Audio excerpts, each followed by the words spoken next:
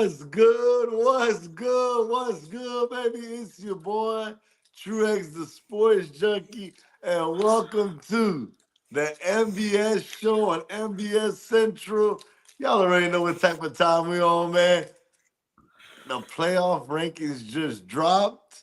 Oh, we gonna talk about it. But of course, I got one of my brothers with me right now for sure. Callie, hold it down. What up, Keo? What up, man? Episode 69. I hope everybody had a good Thanksgiving. Um, I know I did. How was yours?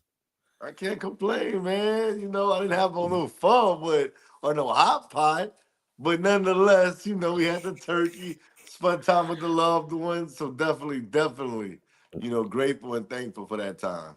Did you do Black Friday shopping? Nah, that's not really my thing. I can't, I'm blessed, man. I'm blessed. That's all I'm gonna say is I'm blessed. I don't really do a lot of Black Friday shopping unless something just comes across that I just absolutely want. But no, I'm good.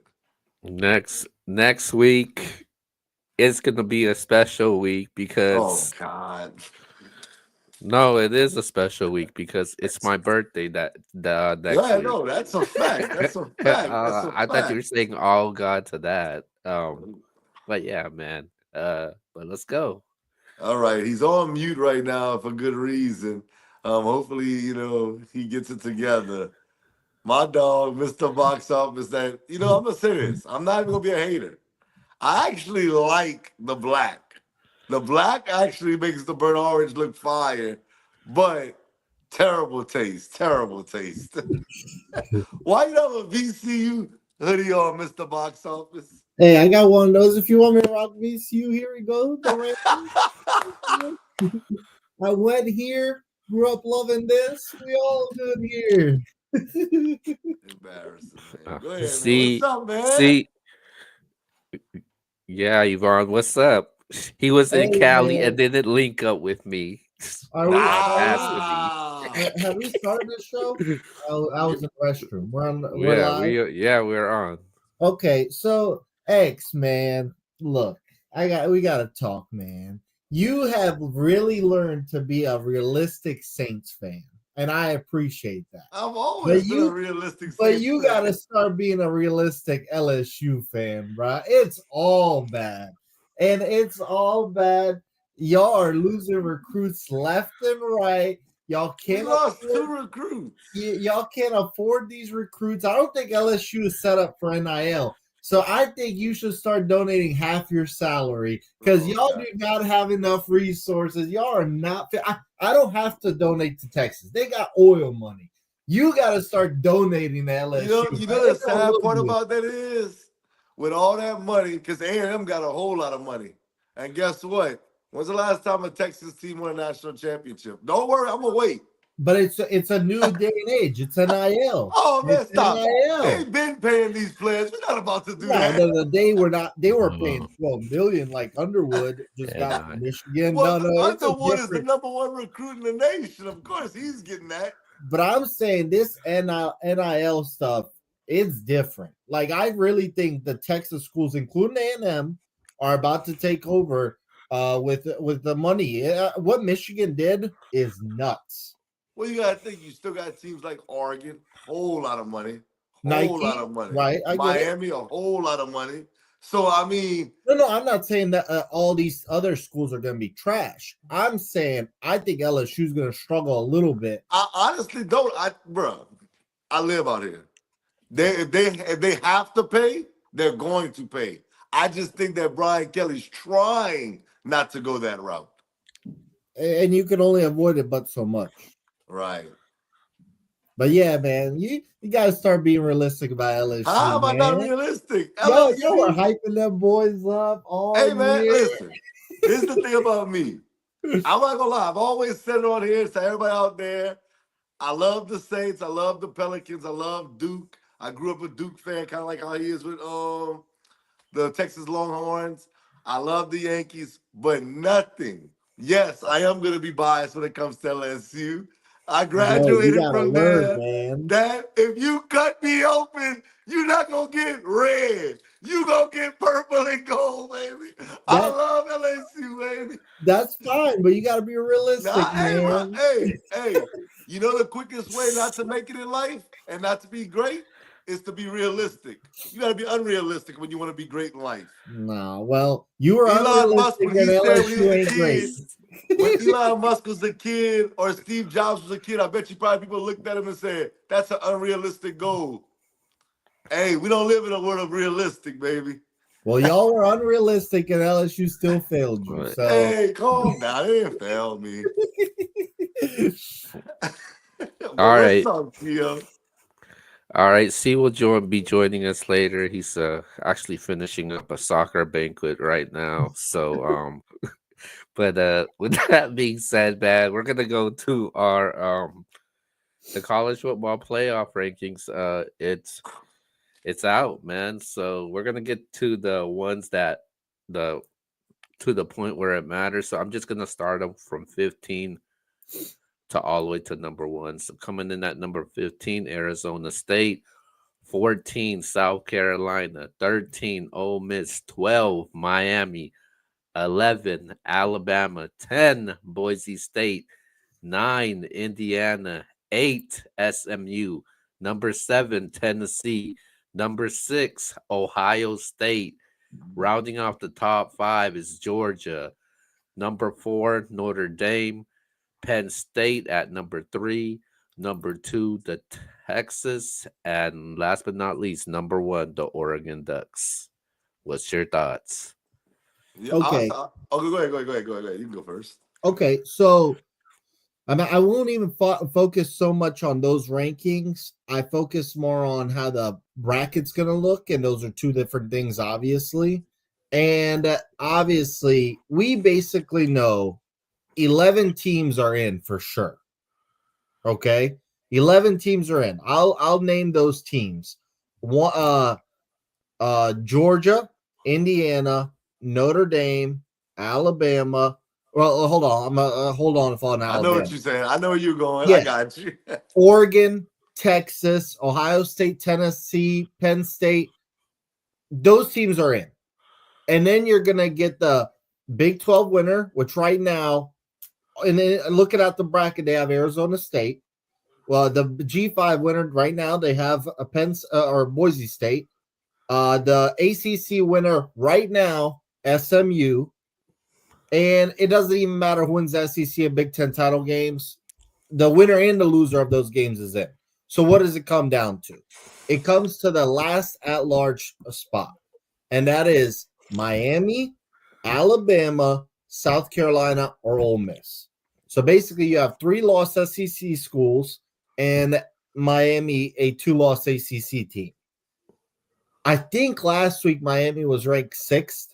So I was wondering how much are they going to fall? And everybody was looking, are they going to be under Alabama or is Alabama going to be above them? Because obviously Alabama just had a bad loss 2 weeks ago to Oklahoma.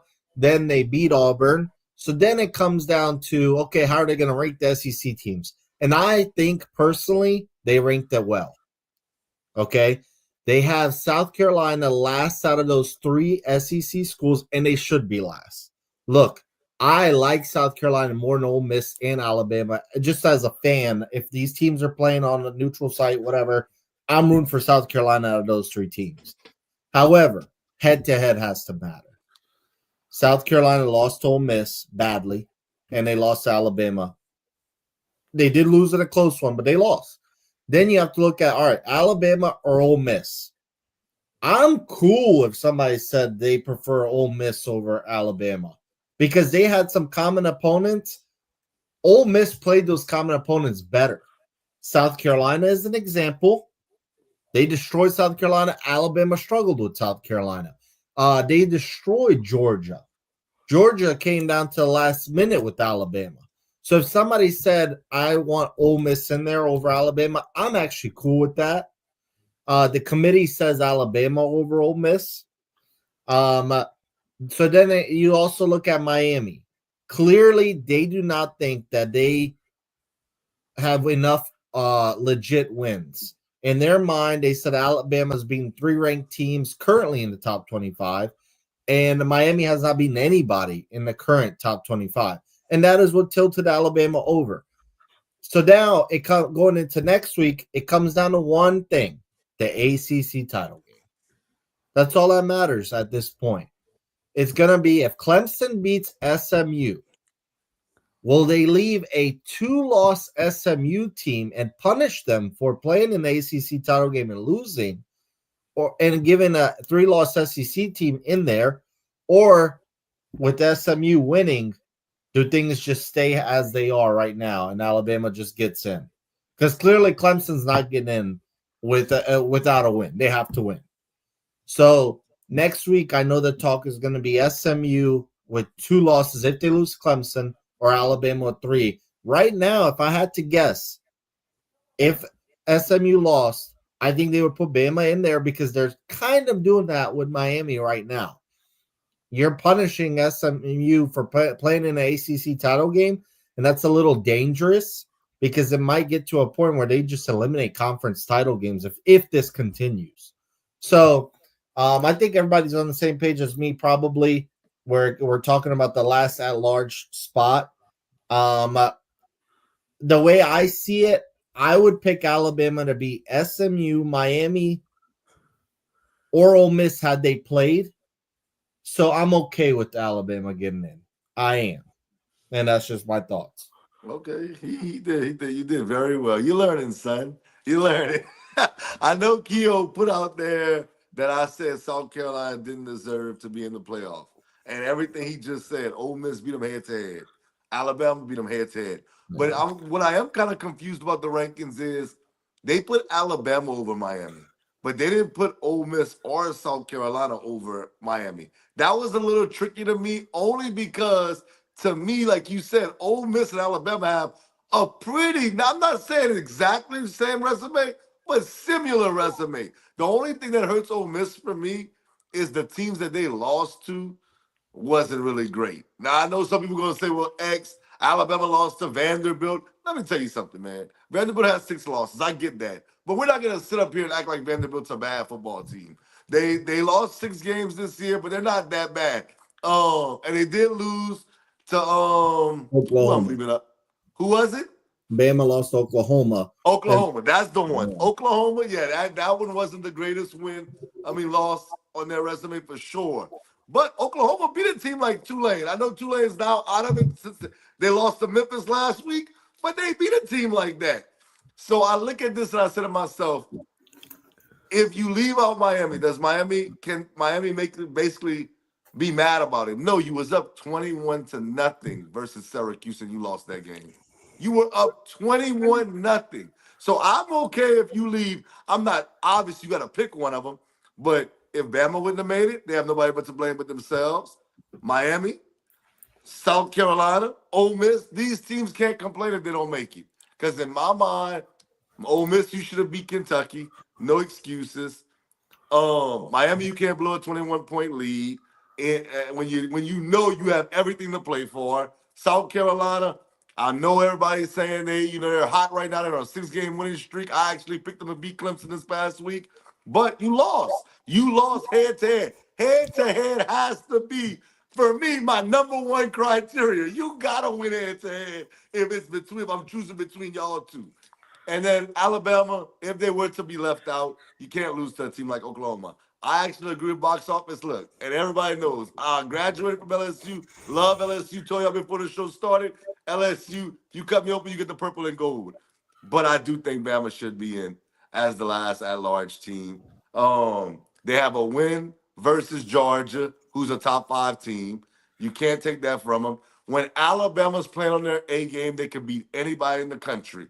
And I'd rather see that than to see a team that no disrespect to Miami, shout out to the U, but they'll let a team like Indiana drop 50 on them. They might beat them 51-50, and it'll be exciting, but their defense has to play better if they want to win a national championship moving forward. But I'm okay with it. Miami, I think the committee got it right as far as Alabama's concerned. Miami, tough. It's tough on y'all. I'll say this right now. I know we're gonna talk about it. It's if SMU loses, I think Alabama still gets in. I just don't think SMU has the resume to outweigh Alabama. So Alabama, congratulations to the Tide. Y'all figured out a way to sneak yourselves right back Mhm. in there. And I actually think they might make some noise. I'm not saying they're gonna win it, but they may make some noise in the playoffs. Two things I want to add real quick before Keo goes. So, X, I think you make an excellent point. How do you put Alabama over Miami, but you put Miami over Ole Miss? It that I mean, to me, that just doesn't make sense because their reasoning, if you watch the show, was Right. Alabama has 3 ranked wins and Miami doesn't have any. Okay, Ole Miss has ranked wins. So that's very inconsistent. And maybe they didn't think that far ahead, but they should because this might end up a 16-team playoff soon. Right. And you got to think about these scenarios. So that doesn't make sense to me, even though I do agree Alabama's better. And by the way, right now that looks like that matchup is going to stay locked. Alabama's going to have to go to South Bend. It looks like it's going to be Alabama at South Bend first round is what it looks like. A lot of the other matchups are going to change because of these conference title games, but it seems like that one's locked. I got a Alabama's question for definitely going y'all. on the road though. I got a question for y'all, but I'm gonna let Keo go first. Go ahead, Keo. The way they had this is it's they based it off these rankings. They based it a lot on the head to head records.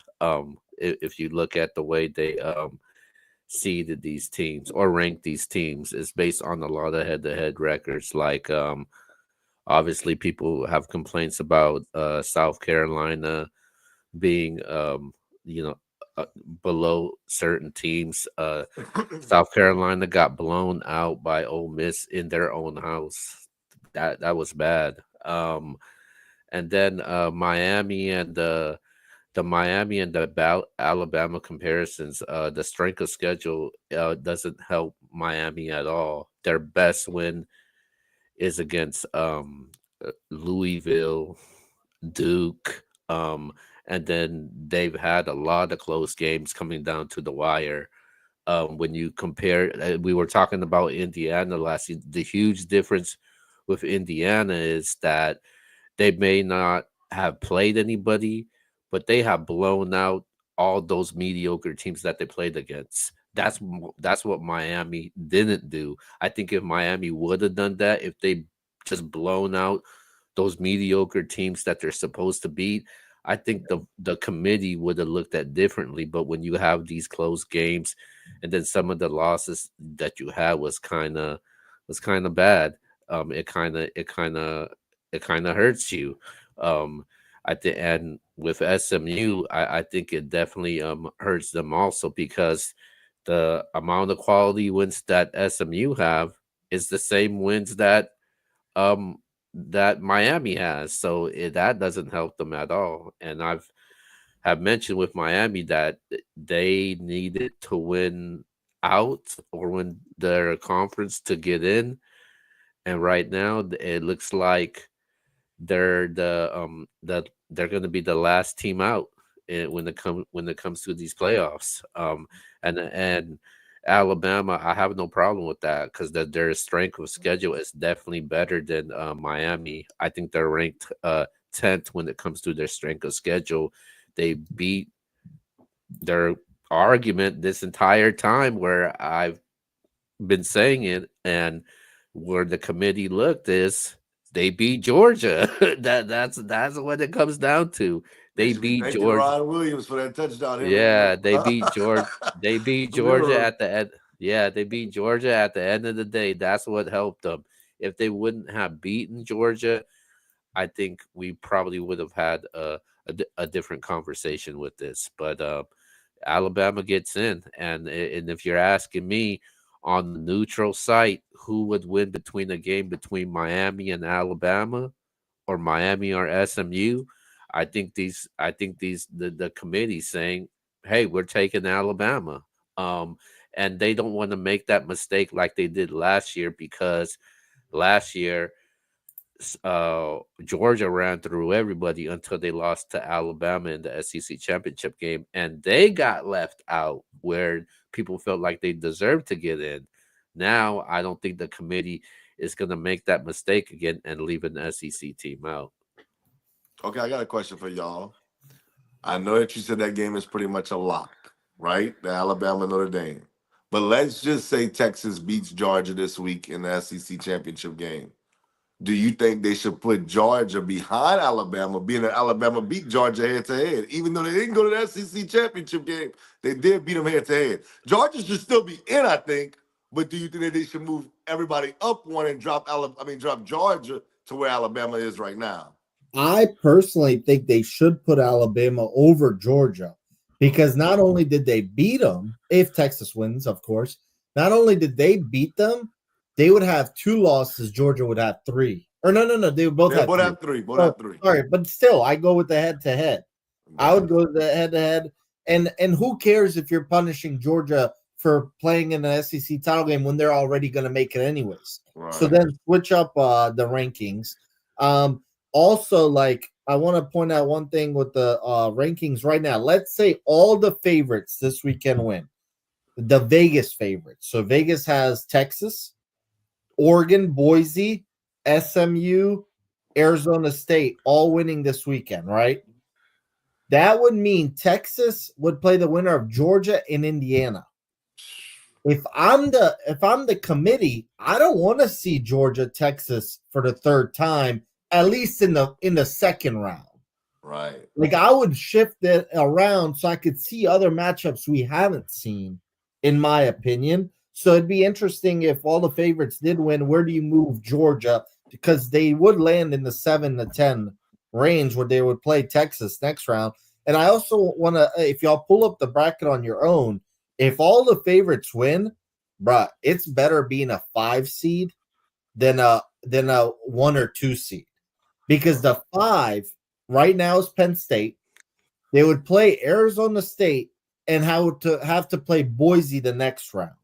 Right. Meanwhile, Oregon, if they win, they stay to 1. They'd play the winner of Tennessee, Ohio State. And I just said Texas, the 2 seed, would play Indiana or Georgia. So it's whoever gets the 5th seed is actually in really, really good position going forward. I would actually want the 5 more than anything. Wow. Okay. What you think, Kill? If Georgia was to lose this week to Texas, do you think Bama would be in front of them? No, I think Georgia would still be ahead of them. I still think Georgia is a better team. You look at the losses that Georgia has taken to against quality teams. I just don't think they're gonna do that. I don't think they're gonna penalize Georgia losing in a rematch in the SEC championship game, and especially they went to the SEC championship game, and I don't think they're gonna penalize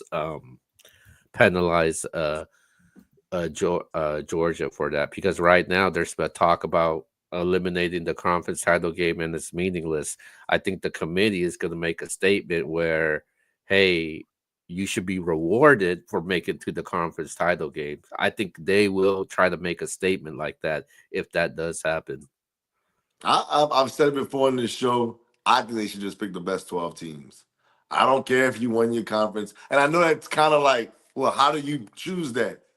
At the end of the day, you choose the best 12 teams and you rank them. Whoever's number 1 seed, they get the 1 seed, the 2 seed, the 2 seed, the 3 seed, the 3 seed, the 4 seed, the 4 seed, 5, and so on and so forth. But the issue with that is I think then teams would try to do what Notre Dame does. They don't want to join a conference.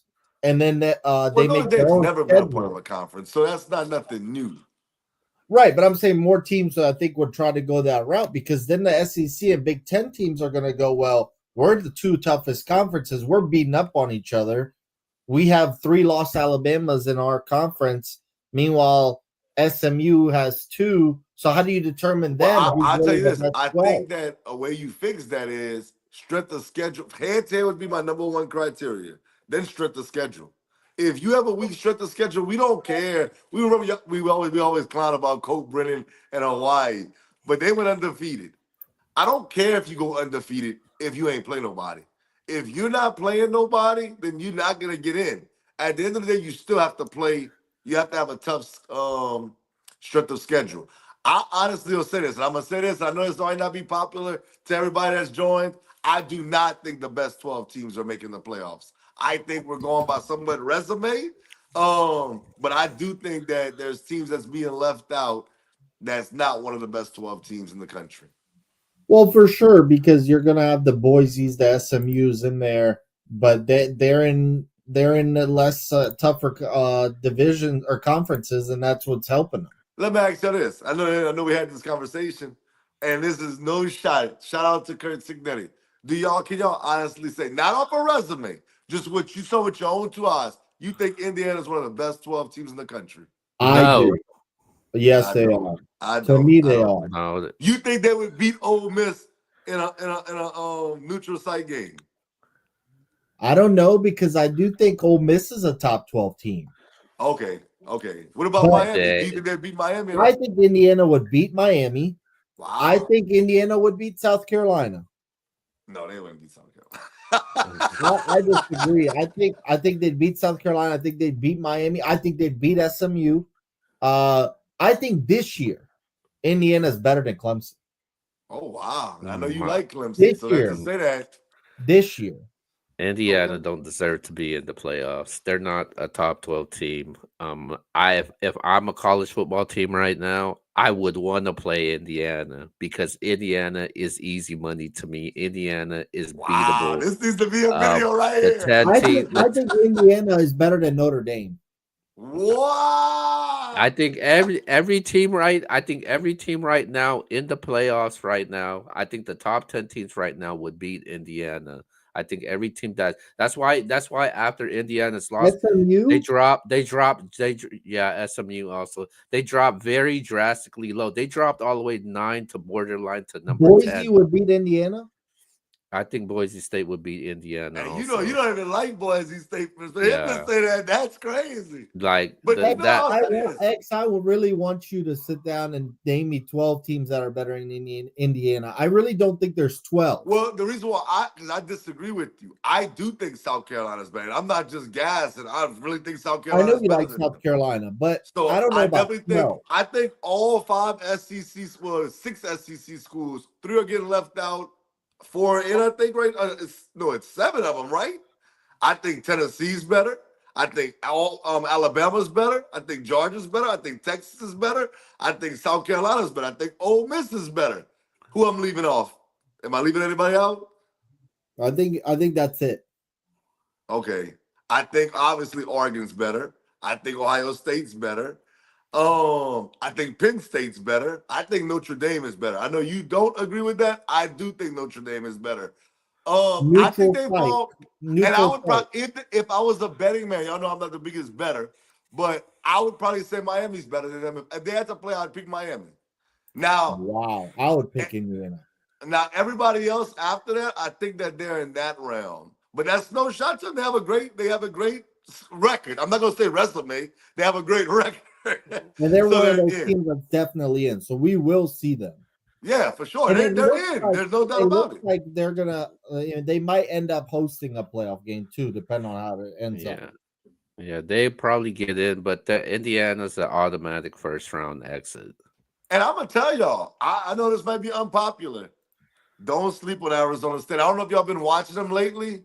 Arizona Really? State I can make a case that they could beat Indiana too. And they could beat some of these other teams the way they've been playing. But now we're gonna see how tested they are once they get into these playoffs. Because we'll pick in the games in a few minutes. But Iowa State's a good team too. Because I thought they would lose to Kansas State this past week. All right, man. Let's move on over to our next topic, man. We're going to talk about the Heisman right now. So, there's one player that's competing for the Heisman that's going to be playing for championship week. Ashton Genty. Is this Heisman his to lose going into championship week? Unfortunately, the Heisman's done because I've looked at the Vegas odds, and most of these big books have Travis Hunter minus 10,000. So The only way Ashton Genty wins the Heisman is if this weekend he runs for 10 touchdowns at this point. Um, However, he's my Heisman winner. I think Ashton Genty's deserving more than anyone else. He's played every game. He's clearly the best player on the team. Uh, Colorado has Shadur Sanders, and they're not even making the playoff. Who else does Boise State have? To me, I really don't get it.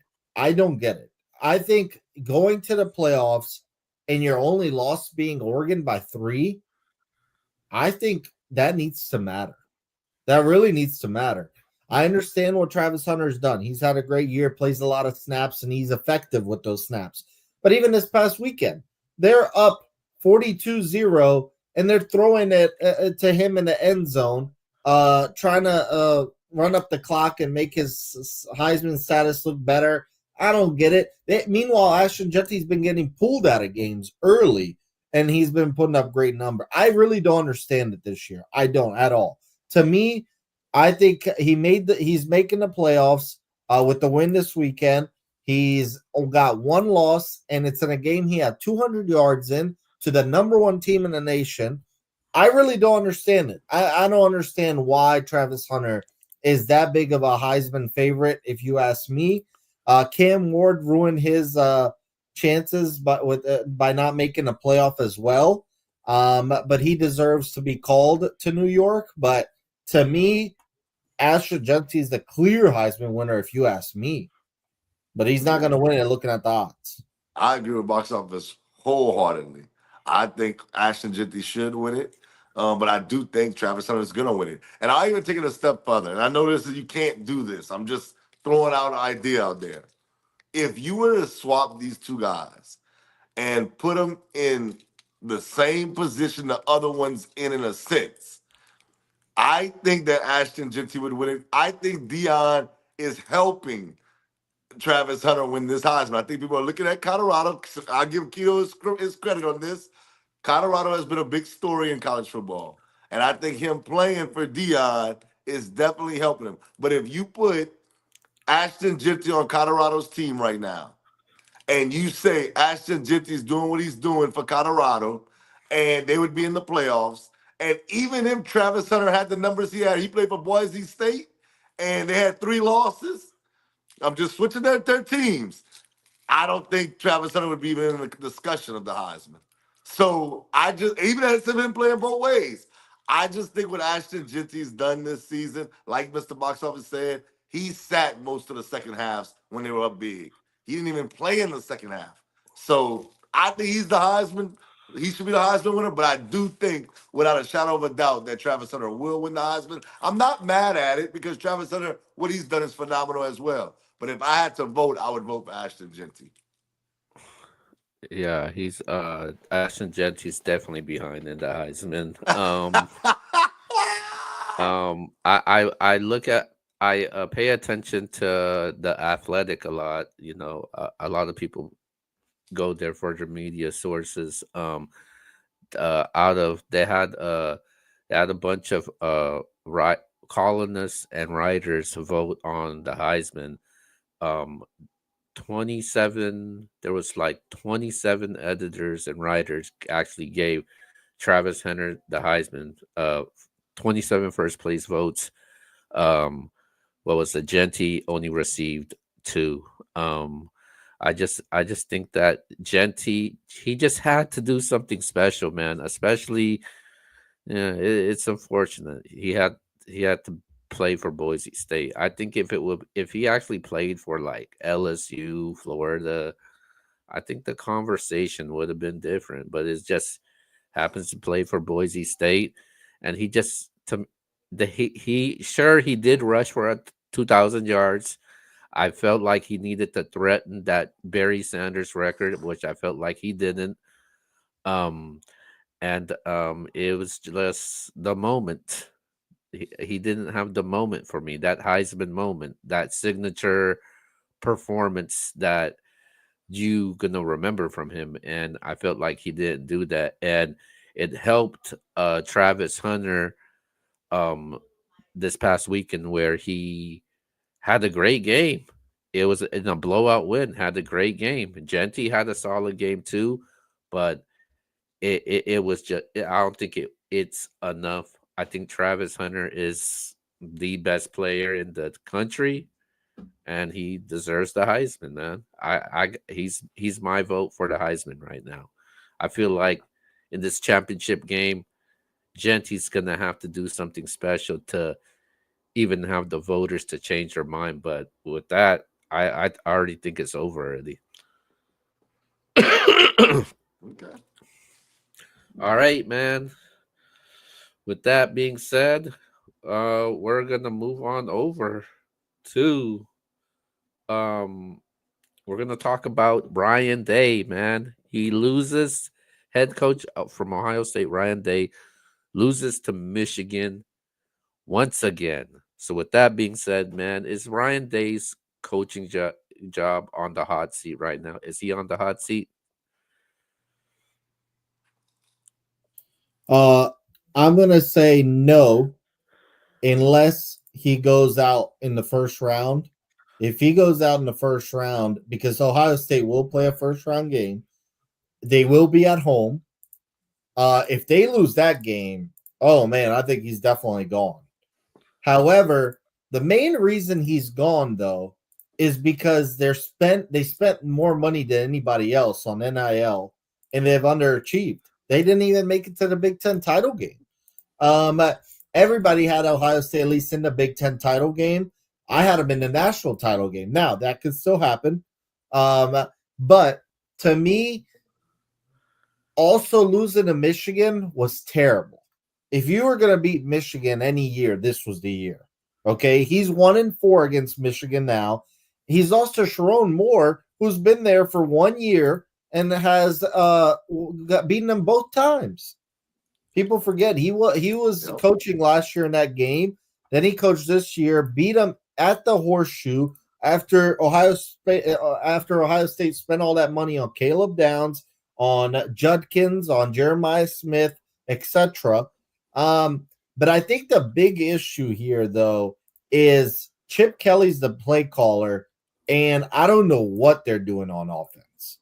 They've got all these weapons, and they just don't use them. They don't use them enough at all. I don't think they're throwing at Smith enough. I don't think they're running the ball enough with Judkins and Henderson.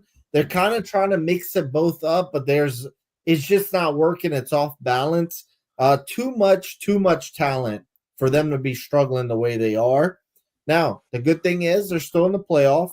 They're gonna get a home playoff game in the first round. So he needs to make a long run, or there will be rumblings. I wouldn't fire him unless he lost in the first round. Then you got to think about it. But I think the main issue is the play call. They're not using their weapons as effectively as they could be, and you're at Ohio State with that much talent. You're expected to at least go far.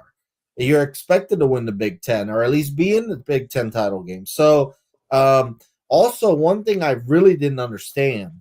What I really didn't understand, because I was thinking about it, and I was like, am I missing something? They let go of Kyle McCord so quick for Will Howard. Now, I like Will Howard. I like Kyle McCord, but there's not a big drop off between them. They're on the same level. If you look at their stats, they're actually very similar, and he's doing it at Syracuse with less talent. So I just didn't understand that. If you were going to let go of Kyle McCord, you better get Milroe. You better get Dylan Gabriel. You better get somebody elite. So I wouldn't fire him. I understand why he's on the hot seat. It's because he's losing to Michigan on a down year for Michigan. But he can still fix all this with the playoff coming up. Okay. Well, we got my dog C in the building. Popeyes, hold it down. What, Wow. C? What's the deal, baby? What's happening, man? What y'all boys on here being wrong about? Oh, here we go. Should Ryan Day be on the hot seat right now for Ohio State? Absolutely not. Absolutely not. Um, on the hot seat because he lost to Michigan. Come on, man. He lost to Michigan, and what's this? His fourth loss in a row, right? All right, so you put him on the hot seat, and just the week before last, they looked like the best team in college football. You know what I mean? This was a rivalry game. That's as simple as that. If anybody who knows anything about sports, a rivalry game can go either way. You throw the record, that's not a joke when they say you throw the records out the window. And that is one of the most prestigious rivalries in the history of college football. Ohio State and Michigan, those are blue bloods, I gotta say, right? So, so you look at those teams and you say, well, I understand that Michigan's having a down year, but they're still Michigan, and they're still our rivals. And guess what? We lost to them. But how's the rest of the season going? You are in the college football playoffs, and you didn't just squeak in there. You're in there by a mile. It's like they can't deny you. You're not even in the championship game for your conference, but you're in the playoffs. Think about it, man. You fire him for what? And replace him with who? You know what I'm saying? That's what I look at, and I say it's not like he's done a bad job there. He hadn't done a bad job there. He's able to recruit. He's constantly putting out great receivers into the NFL. That's just if you have to find a flaw about him, is that he's lost to Michigan the last 4 years. But hell, y'all's boy Harbaugh lost to Ohio State 6 years in a row before he got one win, and they And he stuck with was it. on the hot seat. That's what we're Huh? saying. And Harbaugh was on the hot seat because of that. When was Harbaugh ever on the hot seat? He was never Yeah, in he jeopardy was. of losing his job. Yeah, he was. There was rumblings, especially in during COVID year, because Michigan had a bad COVID year. Harbaugh got a lot of heat. I'm not saying Ryan Day should be fired. I'm saying he should be on the hot seat, though. He has to feel some pressure. I don't see it that way, man. And I definitely didn't. I never thought. I used to not understand how Harbaugh wasn't on the hot seat after losing to them 6 years in a row. I don't understand. I didn't understand that. Eventually, it paid off. It paid off. He started beating Michigan, and he won a national championship. So if you're going to give somebody 9 years, I mean, I guess that's where you can you can turn it around. But you also have to look at Ryan Day's only been there. How long has he been there?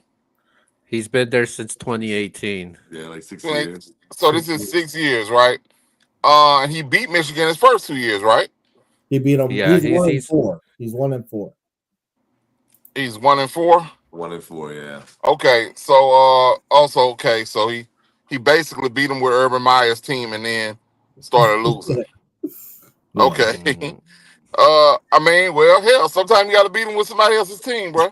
mm. hey, hey, hey, man. Well, let him get it. Give him a chance to get his guys in there. And actually start running the program like he wants to run it, and then we'll see. You know Well, what I no, mean? that time is now, though. He's been That there time is longer. now, and that time is now, and the only bad loss that they have is to Michigan, and it's their rival. So if you want to get somebody in there that just wins that rivalry game, that can be won by anybody. Let me ask you this: who's Michigan coach? Sharon Moore. Yeah, Sharon Moore. Tron Moore. Okay, so he won this game. He won last year too. I mean, yeah, you're right. He won. He won. These are his two games. He won these two games. If he has a terrible season next year and he wins again against Ohio State, does he not need to be on the hot seat? I personally wouldn't have him on the hot seat. Let's say the next 2 years. He has two bad years, but he keeps beating Ohio State.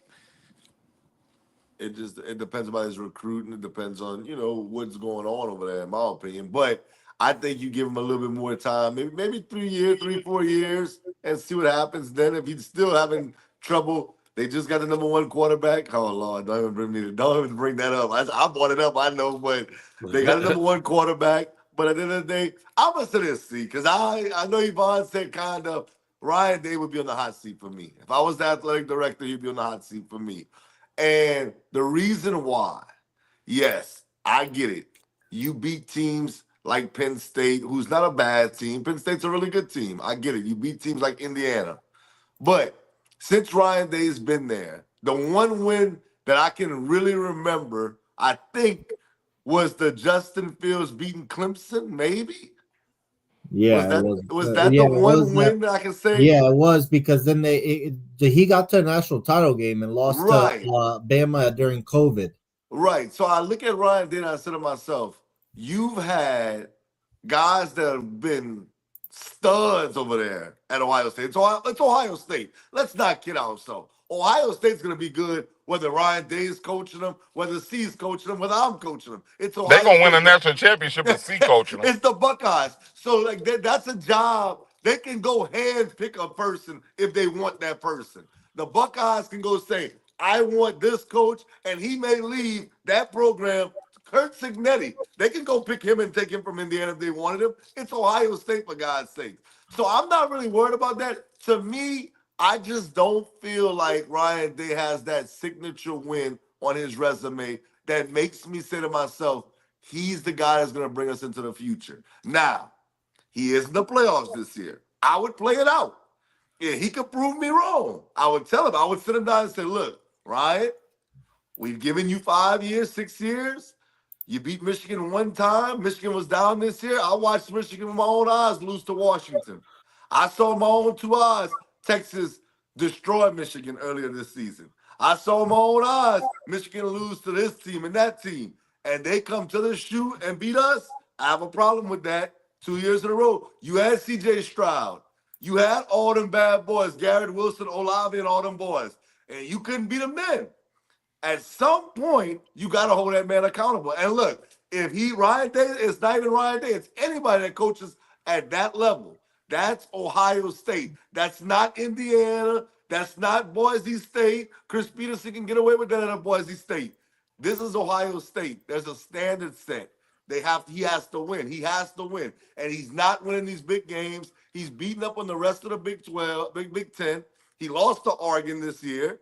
Any team that has equivalent talent, it seems like he struggles against those teams. The Alabamas, the Oregons, the Michigans. You got to win those games. He's on the hot seat to me. And see, let me ask you this before Keo goes.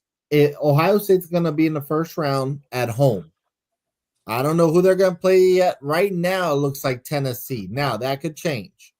Let's say they lost to Tennessee in Columbus. Do you think he's on a hot seat then? You're on mute. We don't hear you. My bad. All right, what'd you say? Right now, Ohio State's definitely playing a home playoff game in the first round. And right now, the projection is Tennessee.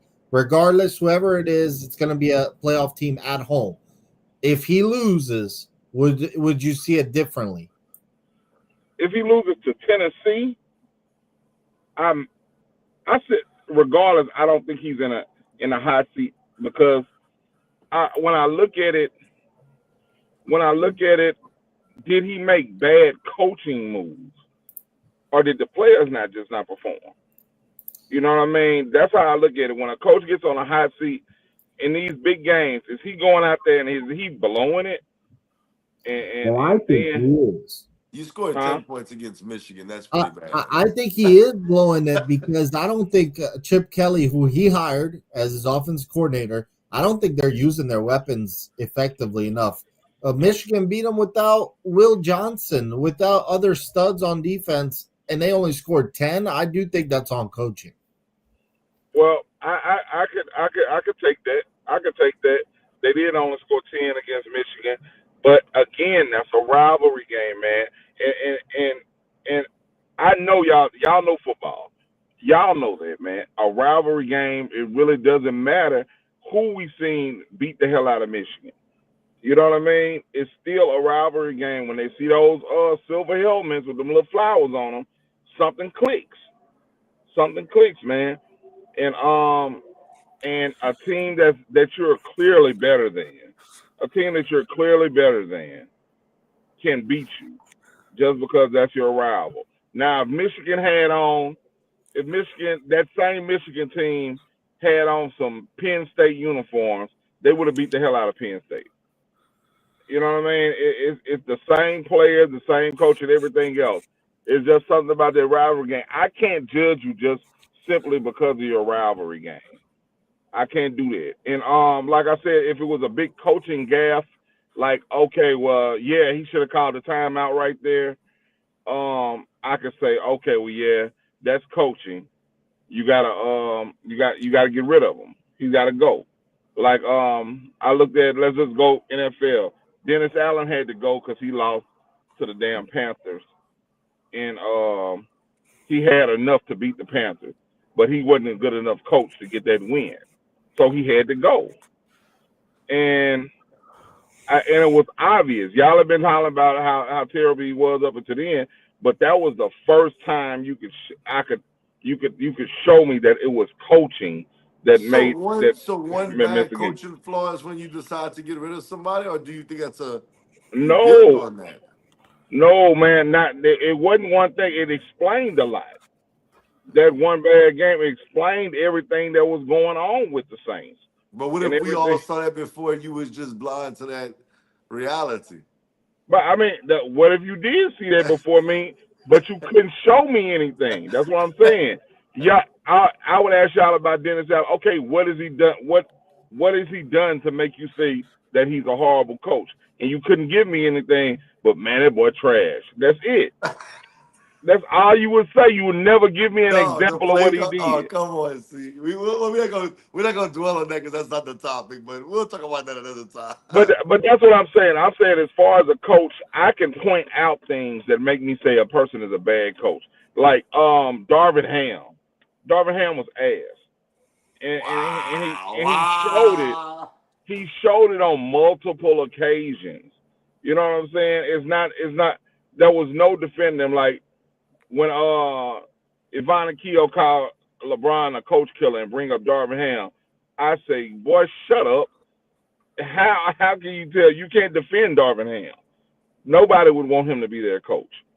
But but if you can't show me anything and you just saying it, that's just a favorite. You don't like him. And if you don't like him, that's cool too. But we can't say that the man is terrible when he hadn't done anything Well, coaching wise to show me that. well, this is what I'll tell you before Keo goes. Me, when it comes to coaching, when you underachieve, that's a problem for me. When you spend the most money in NIL, which Ohio State did, Ohio State gets top talent. They're one of the best recruiting schools in the country, top five every year. I just feel like you can't lose games that you're supposed to win. And I understand Michigan is a rivalry. I get it.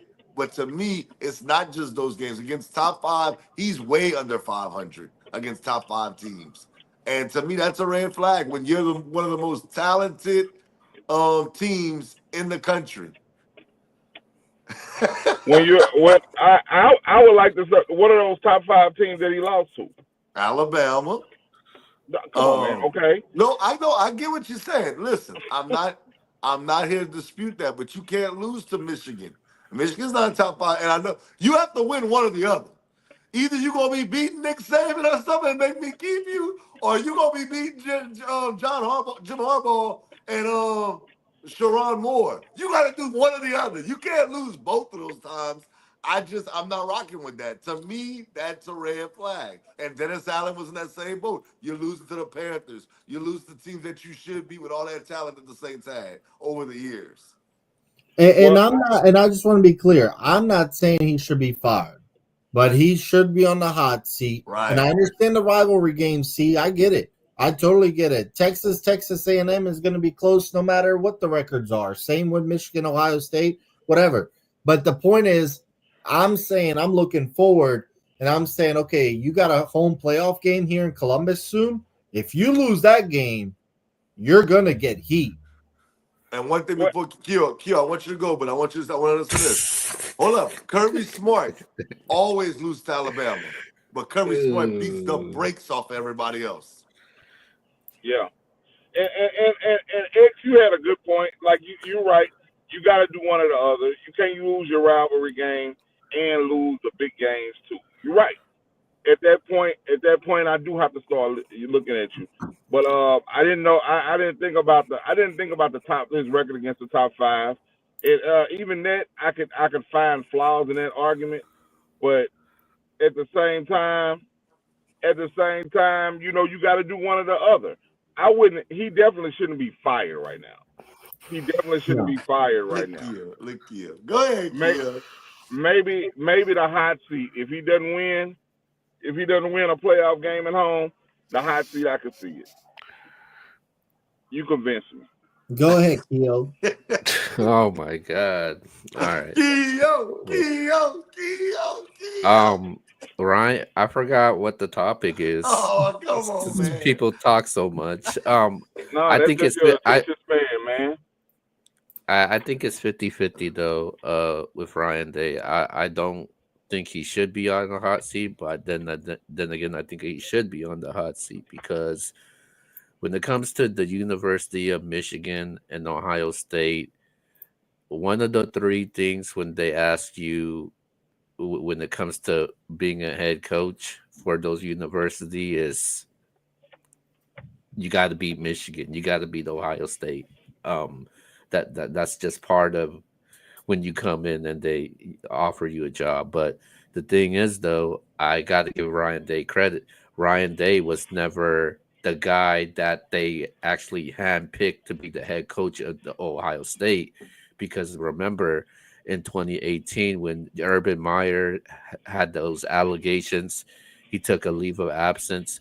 Ryan Day took over as the acting head coach of that team, and he actually won the remaining games that he had. And then next thing you know, Urban Meyer announced for his retirement.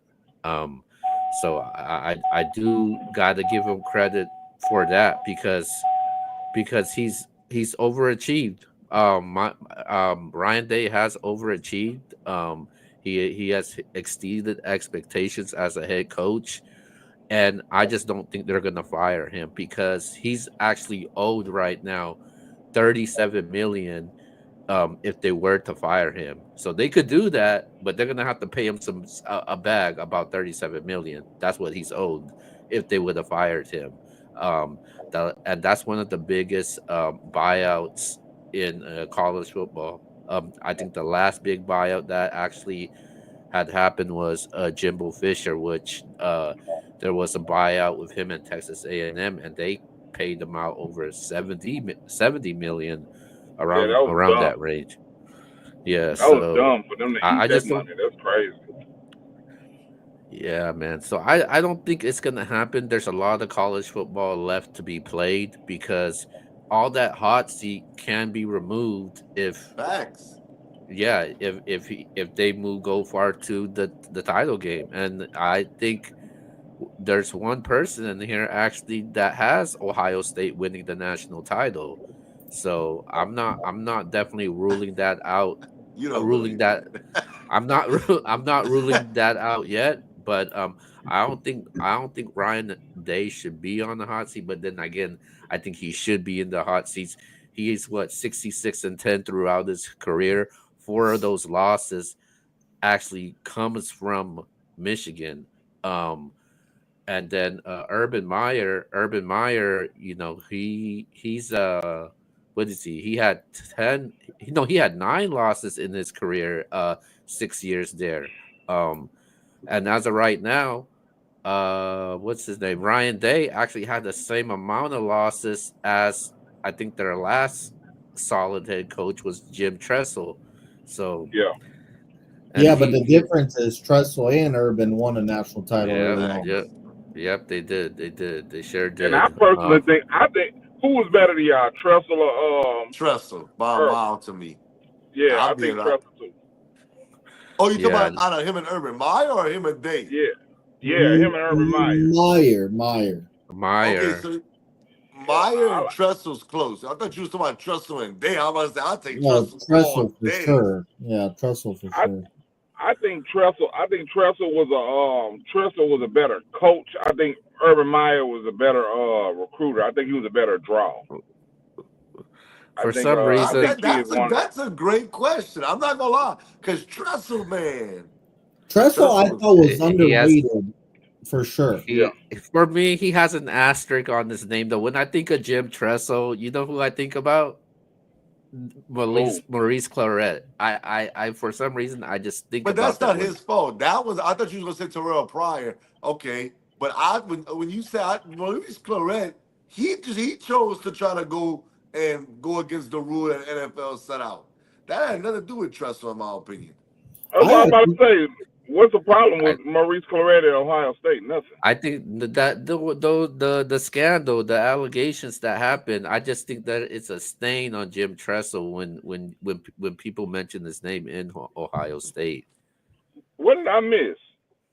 I thought that was the prior situation with Tressel that really got people to basically get him out of there. No, What I remember. allegations? I don't know.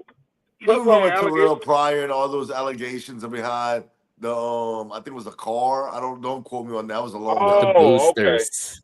The With the boosters, okay, boosters. yeah. Yeah. okay. Well, I mean, like I said, that's one of those all, things. and all of that would be legal today. Right. All of it would be legal, and all of the big universities have been doing it. Yeah, so they just got caught, and so I thought Jim Tressel should have been there long, honestly.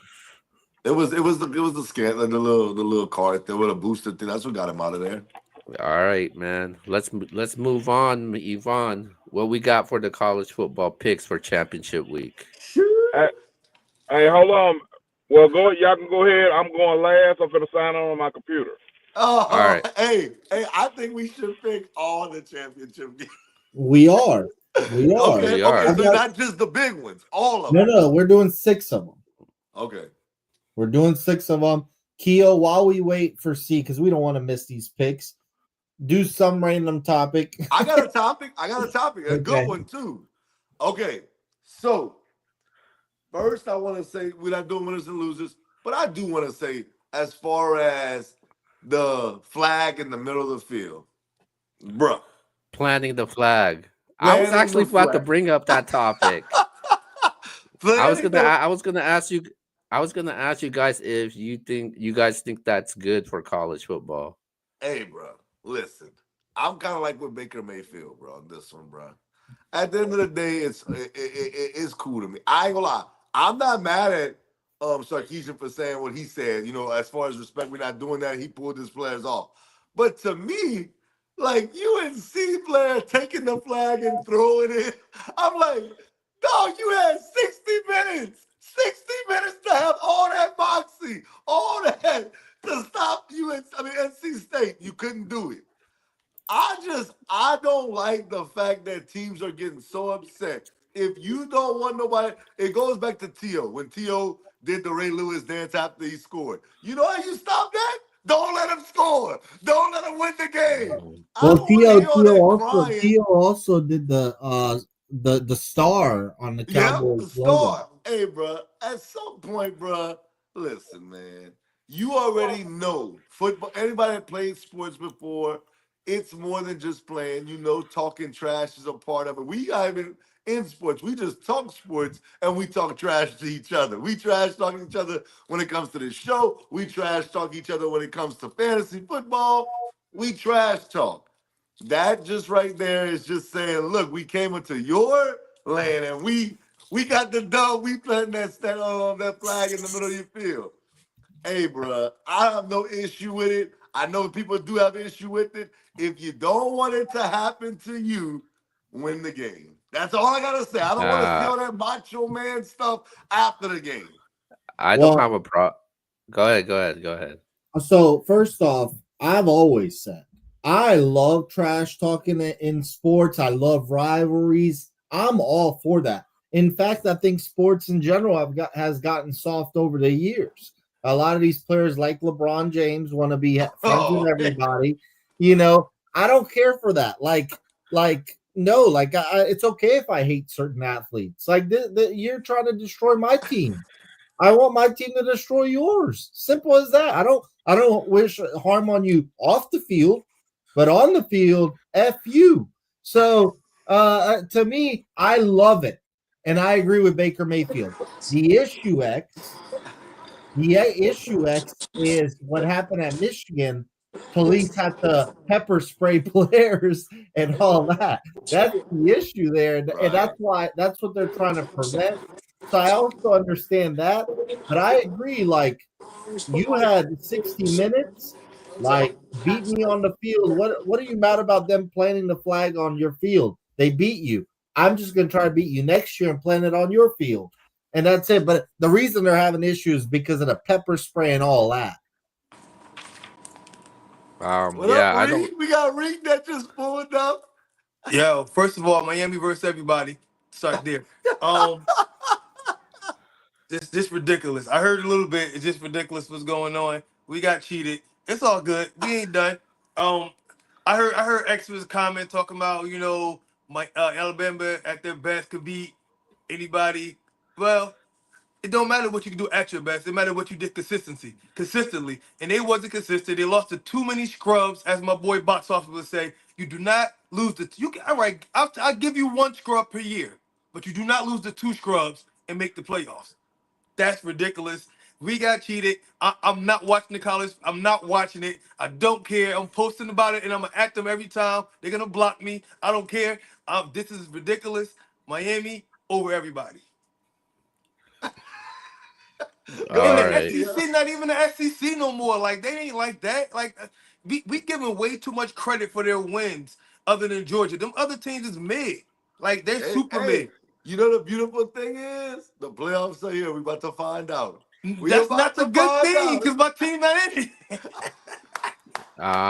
As far as the planting the flag this past weekend, I seen like a lot of the games doing it.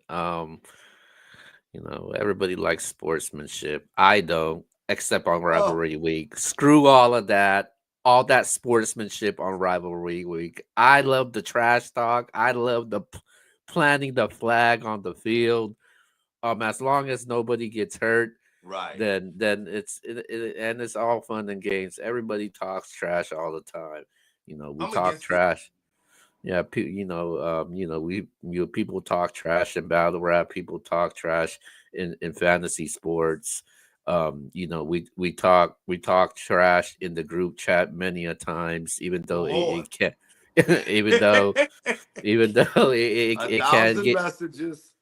yeah, even though it can get heated though, I don't have a problem with that. So I actually like the planting the flag, man. I think it's good for college football, man. So yeah, I hope they continue it. Let me say on the planting the flag thing. One thing I will say that disturbs me is that most of them know each other, especially if they're rivals. Yeah. They're from the sound. Most of them are from the same surrounding areas. They know each other, so I feel like they shouldn't take it to as far as the fighting and all that stuff they're doing. But on the other end, I am against planting the flag. I feel like that's complete disrespect. I look at it like this: you ain't doing it in high school. Because if you did, it would have been a real fight. It ain't enough security in high school games. So you're not come to nobody high school or no, not from any place I'm from. I know that much, and I'm assuming y'all where y'all from too. Well, no, we Oh, have I don't security know. in our games. I don't know what he's talking about. There's security at our games. They got, but it's not our game, but We it's have not a enough. lot too. We have a lot. Oh, Us. it's not enough where I'm at. Bruh, if it's a fight, it's a fight, and it ain't nobody stopping until the town or city police get there to finish it to help out. It's gonna be like ain't no the planting flag thing. It just to me is like that's a little too far. Like you did what you did, you won.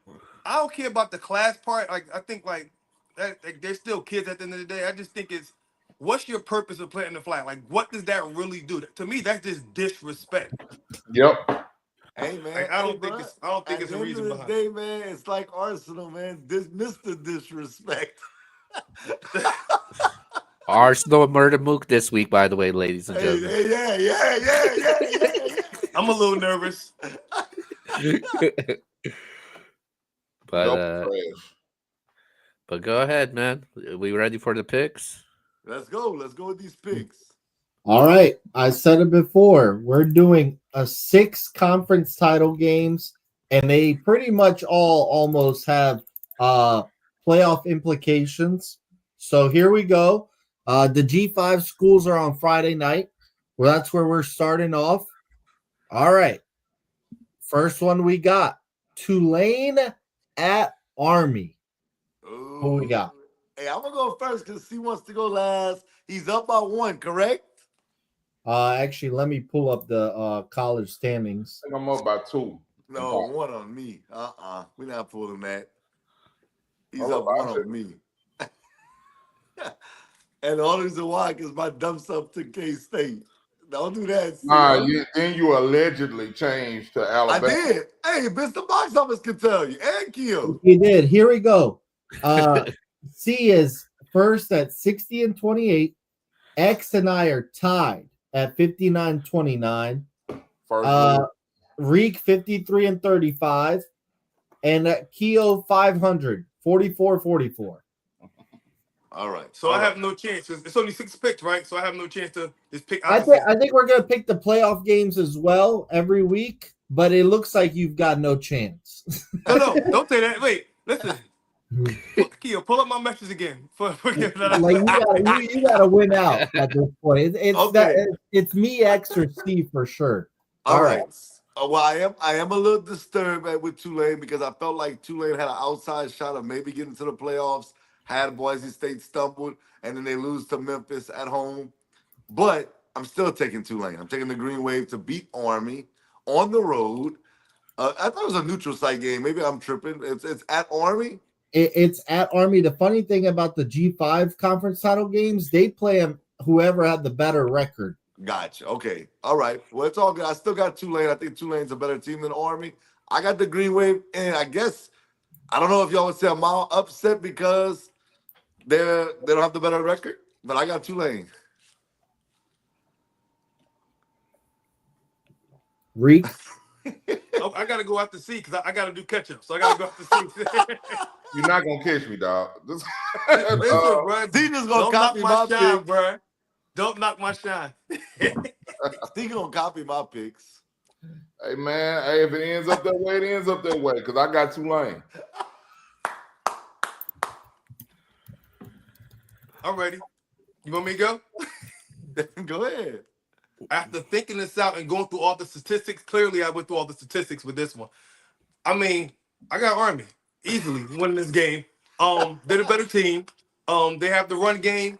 They're gonna run right through them. They're gonna win by double digits, and I'm gonna be down 6 after this. So let's go, Army. Keo.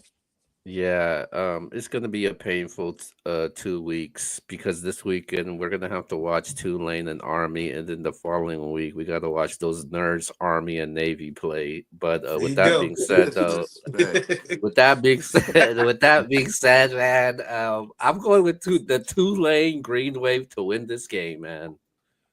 Okay, I'm actually also going Tulane. Yes. I think Tulane's got more talent on their team. And whenever Army's played anybody that's decently legit, they've struggled. I'm going Tulane. All right. Mountain West title game. This actually has huge implications. UNLV at Boise State. Hey, man, first and foremost, I want to say shout out to Barry Odom, man, UNLV coach. Shout out to Mike. Man, UNLV to me, they might make the playoffs if they can win this game. But unfortunately, they're not going to win this game. I got on the blue right now. Ashton Jeanty and Boise State make a statement win. I got Boise State. All right, I'll go next. I got Ashton Jeanty because he needs to make a statement to try to get this Heisman. I got him running all over UNLV. UNLV is a surprising team this year. After starting out the season undefeated, their quarterback quits, and the next guy steps right in, picks up right where he left off, and they keep on rolling. That's good coaching. That's most definitely good coaching. So I like them, but they're just not better than Boise State this year. They're not better than them. So I'm going with the best player on the field, Ashton Jeanty. You would think Boise in this situation. But it's honestly, this is real. Like, I'm not even going for the catch up on this one. I think this is a very, very competitive game. Like, seriously, this can go either way. Like, this is really a flippable coin game. I don't think none of us are decisive and feel amazingly comfortable with our pick on this one. But since it's like that, and the people in front of me have picked Boise, and they got the fake Heisman person, I'm gonna go with UNLV for sure. Yeah, you're right about that, Rick. They do got the fake Heisman. Yeah. So Ashton Genty's worst game this past season was against earlier this UNLV. They held him to his lowest yards per average was 3.9. I mean, his longest rush was 16 yards, which was pretty pathetic if you're asking me. You call that a Heisman? Um, but um, but I like UNLV though. I think they're flying. I think they're flying under the radar in this game. I think a lot of people are banking on Boise State to do well. I like UNLV's offense. They got a really balanced attack. And I think that the primary focus is on Genty, man. And I think that they're gonna hold them intact in this game. I'm taking UNLV. It's not a bad pick. I'm being serious. Neither. Okay, so like Keo said, this is a rematch. Boise only beat him by 5 earlier this year. Genty had to grind out his yards. Man, I'm gonna go with Boise State. I think it is always tough being the same team twice in the same year. But I think Ashton Genty's just been good in the big spotlights, and I think this is another big spotlight being a conference title game. They know they win, they're in, and they're probably getting a first round bye as well. I'm gonna go with Boise State. All right, next matchup, a very interesting matchup, the Big 12 title game. Oh, In Jerry World, no one had ever thought this was going to be the matchup going into the season. We've got Iowa State at Arizona State. Winner is in. Ooh, a playoff game. It's a playoff game. Yes. It's a playoff game. All right. Ooh, this is a tough one. This is a tough one. But I'm going to go with the team that I've been riding with as of late. I'm going Arizona State, the Sun Devils. I think that they've been hot, and I think they're going to continue that hot streak. They destroyed Arizona this past week, their rival. And but I will say, Iowa State had a great win versus Kansas State, who I thought was going to beat them. But I'm still taking Arizona State, but this is a toss-up in my mind. But I think the Sun Devils get them. I absolutely agree. This is a toss-up. Oh. It's a toss-up, but I'm gonna take Arizona State. Oh my God! Listen, I absolutely disagree, and with great reasoning behind it, because X and C picked them. So, with that said, I have to clearly take Iowa State with this game because this will put me 4 back going into the playoffs. So I'm definitely on my way back. Because 2 of these games, all 3 of these games are 50-50 games, if you ask me, that we're talking about so far. So if ever I had a chance, I got a chance. So right now, I'm 3-0. Sorry that I'm coming back, and I'm about to make the best comeback ever in NBS picking history. Rick, that's not how math works, bro. Listen, you go see. Just remember this. Make sure we clip this. Clip this, Kia, when we done. okay, all right. Make sure you get the that's not how math works part in there. That's gonna haunt him. Thank you, bro. I got the playoffs too still, they said, so I'm in there. I'm taking Iowa State in this game. I think they're a better team. Sure, the Arizona State's they have won 5 straight. We haven't seen Arizona State in the conference title in quite some time. The last time we seen Arizona State in a conference title game when they were in the Pac-12 or Pac-10, which they lost to Stanford. So I like Iowa State, man. I like Iowa State. They've been playing pretty well, also. Okay, this is a toss-up, 50-50. And when I've looked at common opponents, Iowa State's been better against those common opponents. But I'm with X here. I'm going with the hot hand. I'm going with Arizona State. And I want to also give a shout out to their coach. Their coach is actually really awesome guy and a really young coach.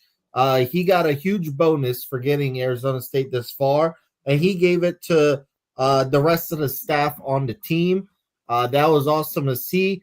I think he's going to get a big job in the future. He's young, so I respect them. But also their running back, Cam Scatabo, if you haven't been paying attention, really good, runs the ball hard. I like how hot they've been, and I'm going to roll with the hot hand. I'm going to Arizona State in a close one. All right. I might flip mine.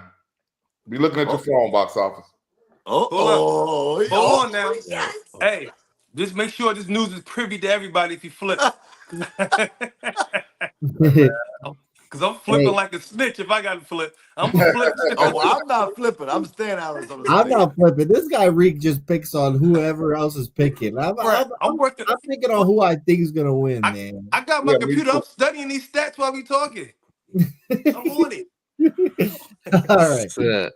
All right. Next matchup, the ACC title game in Charlotte, Panther Stadium as usual. We've got SMU, their first year in the ACC, playing Clemson. I personally think before we pick, this is the most important title game this weekend because if Clemson, basically, I think the loser is eliminated. The loser's eliminated, and they're probably punished for being in the ACC title game, especially SMU. So, what we got? So I'm gonna tell y'all. I'm gonna be honest with y'all. I'm torn on this one, and the reason why I'm torn is because I'm gonna be honest. I don't want Clemson to win. I don't think they deserve to go to the playoffs. I know y'all may say, I think y'all may say XU wildin'. To me, you lost to South Carolina this past week at home. I hate the fact that you haven't even having a chance to go to the playoffs. But when you look at their resume, they only lost to South Carolina, Georgia, and Louisville. That's two good teams and one pretty good team, in my opinion. And then I look at SMU, and I say to myself, can they get this done? What is the best win on their resume that makes me think that they can knock off a Clemson team who's been a juggernaut in college football over the past few years?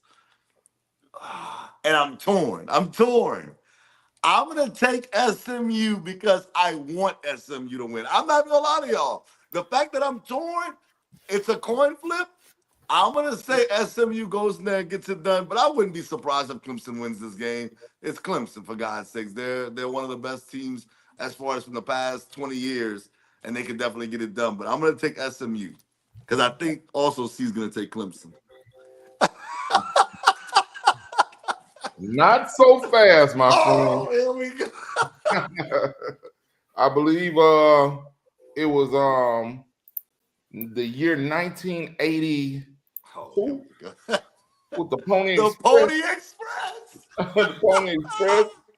Eric Dickerson and the white dude. I don't remember his name.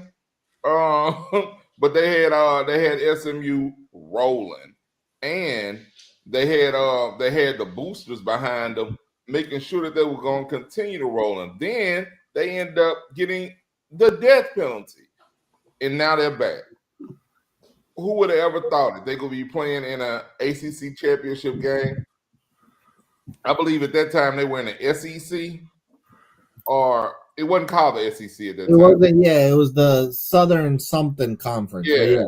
It was the equivalent of the SEC. But now they're in the ACC and they jump in first year. They're playing in the title game, and they are going to lose. I got Clemson just by I think they have better players. I think that SMU has overachieved this year by being in as you said, it's in Charlotte, right? It's damn near gonna be a home game for Clemson. And Dabo Swinney, he not trying to lose this. I think Clemson wins this, sneaks in the playoffs. This question for the panel: does anything here help Miami in this game? No. No, they're done. They're Miami's done. They're done. Nothing we can do. Okay, all right. Well, I'll make this quick. I got messed up, Reek. I'm on your side on that one, bro. Yeah, I know. X and box office, man, they just some haters. But you know what it is. No, hey, bro, I Absolutely. wish Miami would have got in. I said it. I like Miami more than I like Alabama. I don't like Alabama at all. I'm just saying if they played, I really think Alabama would win. Me too. I'm not sure. I'm not sure, man. But It's because of you know, Miami's defense. Their offense can ball. they did it to themselves, so whatever. It's all good. It's all good. I'll take Clemson in this one. I'll catch up to X on that one. I just don't Okay, see Theo. Sweeney losing to the SMU in a game like this. Um, as SMU has not played anybody, this is going to be the toughest challenge that SMU's faced. I, I I think they just run too much, man. With the quarterback Jennings, I know they got the running back Smith, but I know Phil Maffa is banged up a little bit. He's not 100%, but I do think he is gonna play. I just like K Klubnik this year, man. K Klubnik under the radar. And I think they're gonna throw the ball a lot in this game. Clemson's ranked 11 in takeaways this year. I think it's Clemson's defense is gonna be a huge factor in this game. I'm taking Clemson over SMU in this game. Okay. C mentioned first year for SMU in their title game. Well, first year for Arizona State, Texas, and Oregon in their conference. So the big shape up here in general. I also read Kevin Jennings, SMU quarterback, and Cade Klubnik are from the same area of Texas, and they played against each other in high school. So that's pretty cool. Who won? I'm not sure actually. I'm not sure. But I got Clemson based off of experience. Dabo Sweeney, man, he's been in 4 national title games, won 2 of them. I think too much experience here. I think the loss against South Carolina helps them. Yeah. It makes them more desperate to Yeah. prove themselves. SMU, great story. I hope they keep it going. That with that quarterback, he'll be back next year. But I'm gonna go with Clemson. Too much experience. All right, the Big Ten title game: Ooh. Penn State and Oregon. Penn Hey, State. man. Penn State didn't even think they'd have a game this week, and then Michigan beat Ohio State, and they're in it. Who we got? I'm gonna be honest with y'all, man. I am tempted to pick Penn State. I am. I'm not even gonna lie to y'all because I'm a little skeptical on Oregon. I am, but before this season, I said Oregon would be in the national championship game. This doesn't affect that, obviously. I just thought Oregon was loaded coming into this season. And I think that they're going to prove it by winning the Big Ten. But I would not be surprised if Penn State wins this game. But I got Oregon. All right, I'll go next. 2 words, man. Dylan Gabriel. Oh, bro, stop. I've been telling y'all about this boy for at least 2 years. Oh, my God. That makes me want to pick Penn State even more. Bro, the dude's a stud. He's a stud, and he's going to lead the Ducks past the Nittany Lions. This is the only time you'll ever see a Duck beat a Lion, and it's going to be this weekend. So, I mean, I'm going with Oregon, #1 team in the country for a reason. Do I think they're going to win the national championship? I'll save that for when it's time to pick that. But I think they'll win this weekend. I don't know if y'all said it. Where's this game being played? The Big Ten title game is always in the Colt Stadium. All right. I think this is a good time for a little upset. There you go, Reek. There you go. I feel like it ain't like SMU coming to ACC where it's just like, all right, they made it. This is the Big Ten. They came to a conference that's pretty good, like a pretty good conference. I don't see them just running through it like that. Like they did it already, ran through it, but I don't see them just completing the whole job. Like one of y'all said, I don't think this has anything to do with what they do in the playoffs. But I think the Big Ten is just they have to stand up and not let the newcomer come in there and just run through it like it was nothing. So I think Penn State gonna be that one. They have no choice. They're the last ones to do it. to have an opportunity to do it. So they gonna stand up, I think, and get this W. I got Penn State. We are Penn State. My wife was just chilly today. Sorry. I like that pick. I might switch my pick before the game starts. Man. They stole it from Marshall. Man, ain't no Penn State's gonna win this game. Penn State don't beat nobody. They don't win the big games at the end of the day. You wanna go down the history all you want. Penn State do not win the big games. They don't win the big games against Ohio State. They don't win the big games against, I just feel like they don't have enough talent to beat Oregon. Oregon just have too many weapons on the offensive side and defensive side, man. I just think they're too one-dimensional. They rely on the running game and defense way too much, and it's going to be tough to stop Dylan Gabriel and that offense that they have. I'm taking Oregon by double digits. I heard Michael James coming. Don't get disrespectful. My wife listening. Double digits? Double digits? Wow. It's Penn State at the end of the day, Watch man. your mouth. I heard Michael James had one more game of eligibility and he gonna play. Oh, babe, don't get him. Don't get him, babe. Don't get him. It's all right. Okay. So one thing I really disagree with Keo is Penn State doesn't have enough talent. No. Penn State has a lot of talent. Mm-hmm. They can compete with anybody in the country. I think the issue is James Franklin has lost all the big games. Doesn't win the big games at all. We were tough on Ryan Day. James Franklin really doesn't win the big games. Doesn't beat Michigan. Doesn't beat Ohio State. And sometimes will choke to a random team like Maryland. I still haven't learned my lesson. I'm going Penn State.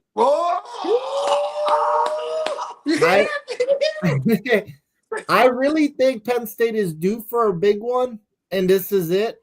I might be wrong, and it doesn't matter at the end of the day because both teams are in. But I really have a feeling that Penn State plays their best game this year. And also, if y'all don't know by now, Penn State has the best tight end in the country. Yep. Yeah. Tyler Warren, actually from Richmond, 20 minutes away from me where he went to high school. He was recruited as a quarterback. That's why you'll see him a lot on Saturday night coming out of shotgun, and they use him all types of different ways. He's versatile. I just have a feeling Penn State plays their best game of the year. And Oregon is due for a bad one eventually. I got Penn State. They won the Big Ten. Hey, you a dog. Because I wanted to pick them, but I'm like, man. I just look at Oregon. Let me just say this before we go forward.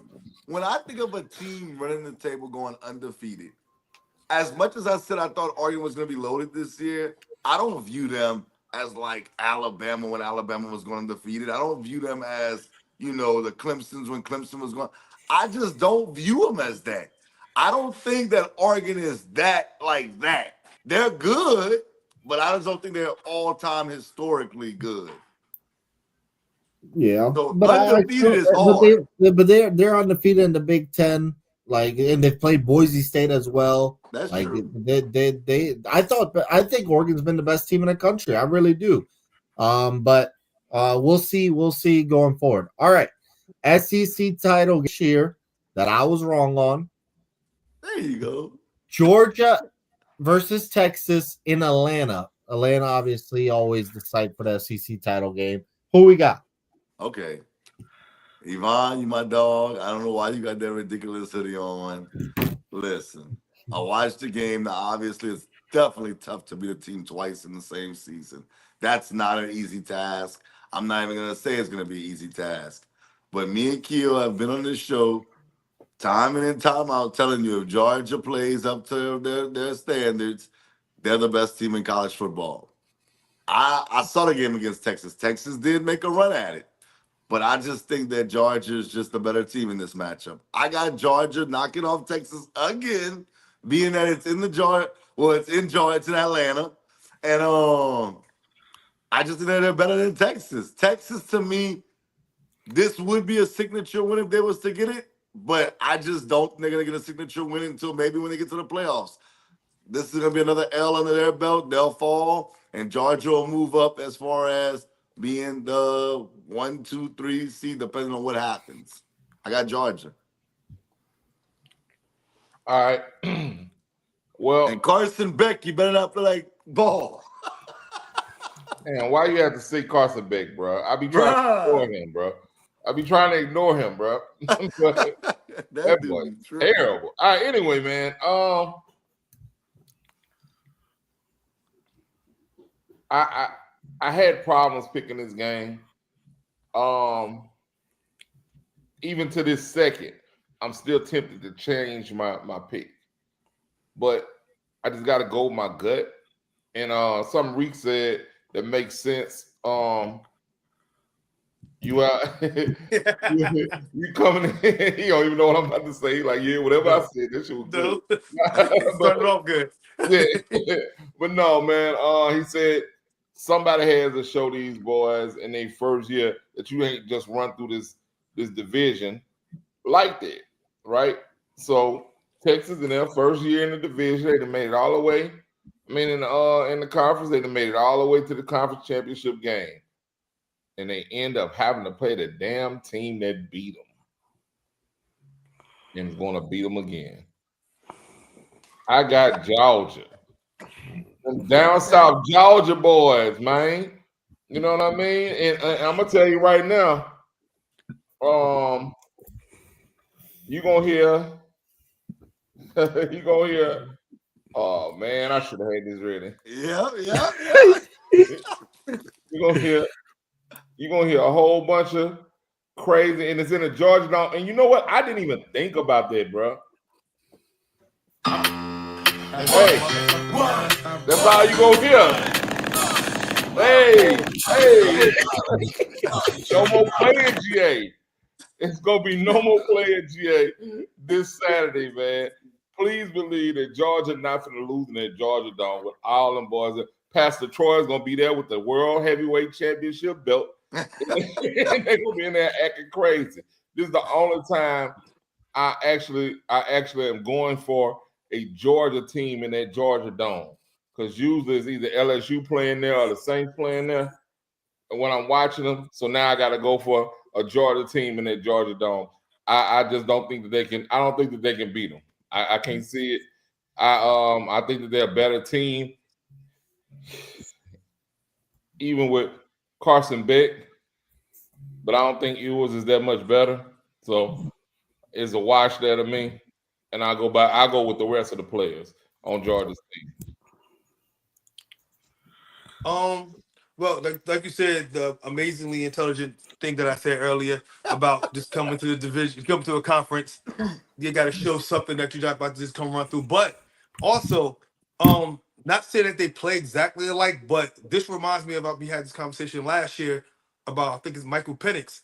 I don't think Quinn Ewers, I always say his name wrong, Ewers. He don't give me that I can play against a great defense type of quarterback. And that's how I felt about Michael Penix going into the championship against Michigan. And you see what he did. And then we seen what Quinn did against Georgia the first time. Unless excuse me. Unless the young Manning is starting, I don't think Texas has a chance. I don't think Quinn Ewers can handle it. Like he just looked baffled the whole time. He wasn't getting to his reads. He was looking at the line rather than looking at the field. Like if you really watch that game, and that's the game y'all made me watch because y'all hyped it up so big, like he was scared. Like he was worried about that line breaking through. I know Ivan was talking about the best O-line and all that. Well, it didn't look like it that game. And it's not gonna look like it this game. They go bust right through there.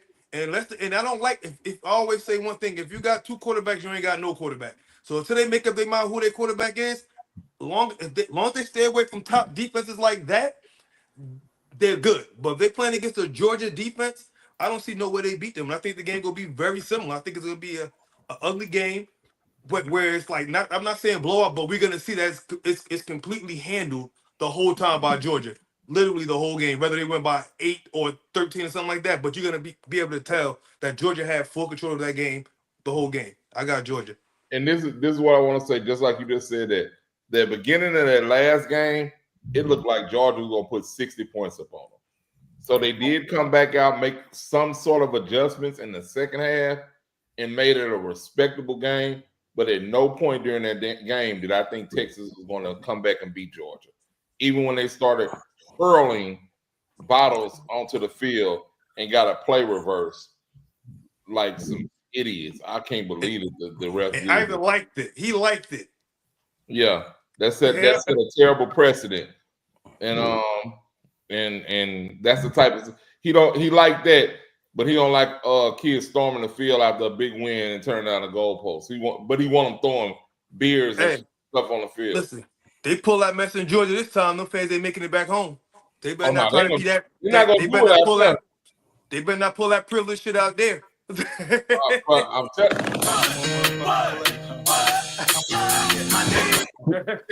hey, if that's all you gonna hear.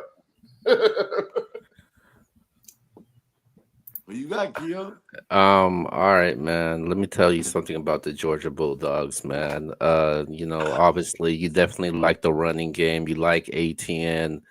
You um I like the wide receiver, love it, led by, that the defensive line in the second there with Malachi Starks. I like what Kirby Smart's doing. But man, Georgia is led by the closest thing to a pit bull right now in the SEC, man. When you talk about, when you look at when you look at what Carson Beck has done in the last 3 games, 240, 247. The last previous 2 games, the game before that, 347, has thrown a total of 11 touchdowns. His QBR is close to 100 right now, one of the best in the country. If you talk about the last 3 games, his quarterback rating is through the roof, over 150 in the last 3 games. Also, I think he's playing one of the he's doing what Carson Beck needs to do right now, and I think Carson Beck is playing on a high note. I like what he's been doing. It hasn't been the best, but he's getting the job done at the end of the game. I just feel like Carson Beck is just toying around with teams right now. Like, he doesn't even show up in these games in the beginning that happened that he was in. And as good and talented and as great as he is, he'd be like, all right, man, let me start trying and let me whip these guys up really a bit. So that's how I view when it comes to Carson Beck. But at the end of the day, man, one guy got Carson Beck and the other team doesn't. I'm taking the Georgia Bulldogs. Dude, hey, bro. Third, Hey, bro. you are the greatest hype man, I swear, dog, in history, bro. Play to play, move over. Tay-Rock, move over. There's a new king. His name is Keo. He is the greatest hype man ever, dog. All right. So I got one thing to say. Talk that talk. Take me to Texas. Oh, hey, Box Office, please don't say Jordan's not that good. All right. So preseason, I had Texas beating Georgia midseason and Georgia getting revenge on them in SEC title. Well, I had it flipped. I got the Longhorns. The Longhorns. Look, I understand that Georgia whipped our ass the first game. I get it. They did. However, if y'all actually remember, Keo, your boy did not play good at all. Beck was terrible. Texas has the best defense in the country. I truly believe that. Based off of what I've seen this year, I hope LSU was taking notes. We actually showed you how to stop Marcel Reed. Oh, God. It's fine for us to take shots. Calm down. Look, Carson, I think what everybody forgets is the Georgia defense played well and put their offense immediately in the red zone. Every score Georgia got in that first game. Beck could not do anything to Texas. He was trash. Their defense just played a little better than ours. That's it, and put their offense in better position. I think Texas makes huge adjustments. They had a better second half than Georgia in that game. They made adjustments. I think they carried those adjustments into this game, and I think they beat Georgia. I truly do. I really don't think Georgia's that good. I'm going to say it again. They're not that good. I feel like They should have lost to Georgia Tech.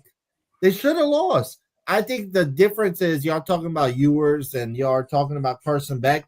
I think what Texas is going to do is they're going to copy Georgia Tech's game plan. Run the ball up the middle. I think Texas is not going to put too much pressure on Ewers this time. They're going to run the ball, and they're going to run it up the middle the whole game. They're going to get 5-6 carries, and then Ewers just has to control and manage the rest of the game. I think Texas is playing better right now. Since that game, Texas has been better. They haven't lost, and Georgia's lost to Ole Miss and almost lost to Georgia Tech ever since. I think Texas carries that momentum. I still think Texas is the better team, and I think they finally prove it. They win the SEC title game in their first year in the SEC. I got Texas. I'm going to say 24-10. Oh, so you think it's a dominating game? I think the defense dominates. 24-10. But to give Keo's boys some credit, because I am concerned about Carson Beck. Y'all got down, I think it was 7 or 8 in that game, and Carson Beck drove him down the field and basically put the nail in the coffin. So he did have one good drive.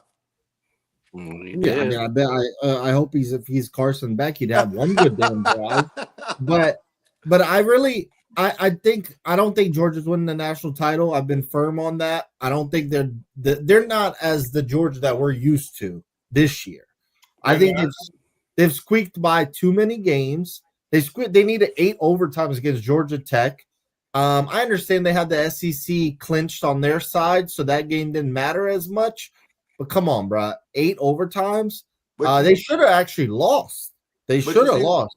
That's the thing to me that, and look, I did pick Georgia to win the national championship before the season started. But to me, Georgia's battle tested.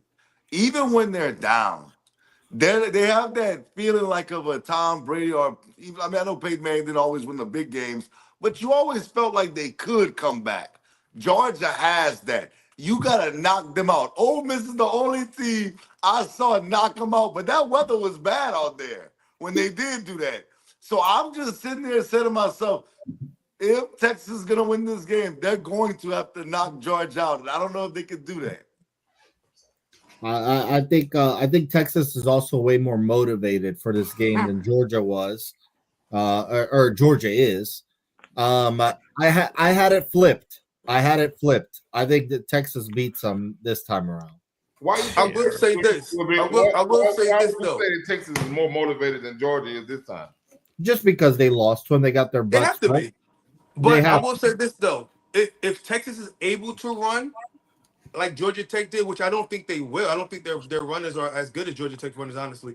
But I think one thing that a lot of college teams do that have possible Heisman candidates is they try to force feed them stats. And I think you guys tried to force feed Ewers to get him back in the graces after missing those games. I think they tried to force feed him stats against a good team, and I think that's where y'all were wrong. So if y'all do run the ball and run it well, I think it definitely may be a good chance that Texas can win that game. And y'all not the only team that do it. Every team does that. I don't think we try to carry Ewers to a Heisman or anything. I think Sark just loves throwing the ball. That's Sark's style. Even when he was offensive coordinator for Alabama, Mac Jones threw the ball to Devontae Smith 1,000 times a game.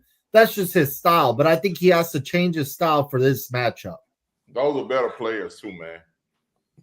Ain't no way they're gonna let a first-year team in the SEC win the SEC title. I don't think Georgia's gonna let that happen. If you talk about motivation for Georgia, that's a motivation. Huh? I said, in the state of Georgia. I'm actually shocked. I know all y'all had Georgia the first time, but now that's the same case again. I really thought y'all would. I thought y'all would respect Texas more based off how the defense played the rest of the year. Defense is really good. Yeah, but it goes back to what we said about all other teams. Who did y'all beat? Vanderbilt, Texas A&M. I know LSU lost them, but that's not Georgia. That's not teams that you think to yourself, oh, they didn't play Tennessee. They didn't play Ole Miss. Who are they doing that to? Teams that, yeah, I said Vanderbilt's a good team, but they're not one of the teams that's going to make the playoffs. So I just don't think Texas has really played anybody outside of Georgia. I think Texas joined the SEC on the perfect year for them. They had the best team that they've had in years, and they got the best schedule that they could have possibly gotten. They end up losing the one big game on their schedule, big SEC game in their schedule, and the rest of them, nobody was surprised they won those games. Well, all the I'm teams that I'm we're a, talking about, South Carolina, you didn't play. You didn't play Ole Miss. You didn't play Alabama. You didn't play Tennessee. All of the teams that's in the running, Texas didn't have to play none of them. Right. well. To be fair to Texas, I'm gonna defend Texas a little bit. Okay. Texas beat A&M, who beat LSU. That's a fact. They beat Vanderbilt, who beat Alabama. They beat Kentucky, who beat Ole Miss. They beat Arkansas, who beat Tennessee. They beat Florida, who beat Ole Miss.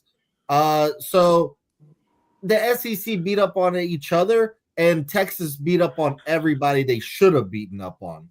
So I don't think we should clown Texas for that. Like, they took care of their business, and now if they beat Georgia, nobody can say anything.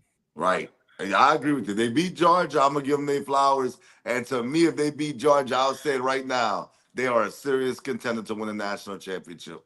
I give If them they their beat flowers for that. Georgia, I'm gonna say they split with Georgia this year. Yeah, they did. It's not no big whoop to me. They beat them the second go around. They got beat up. But they won the SEC then. You know, That's just how it worked out.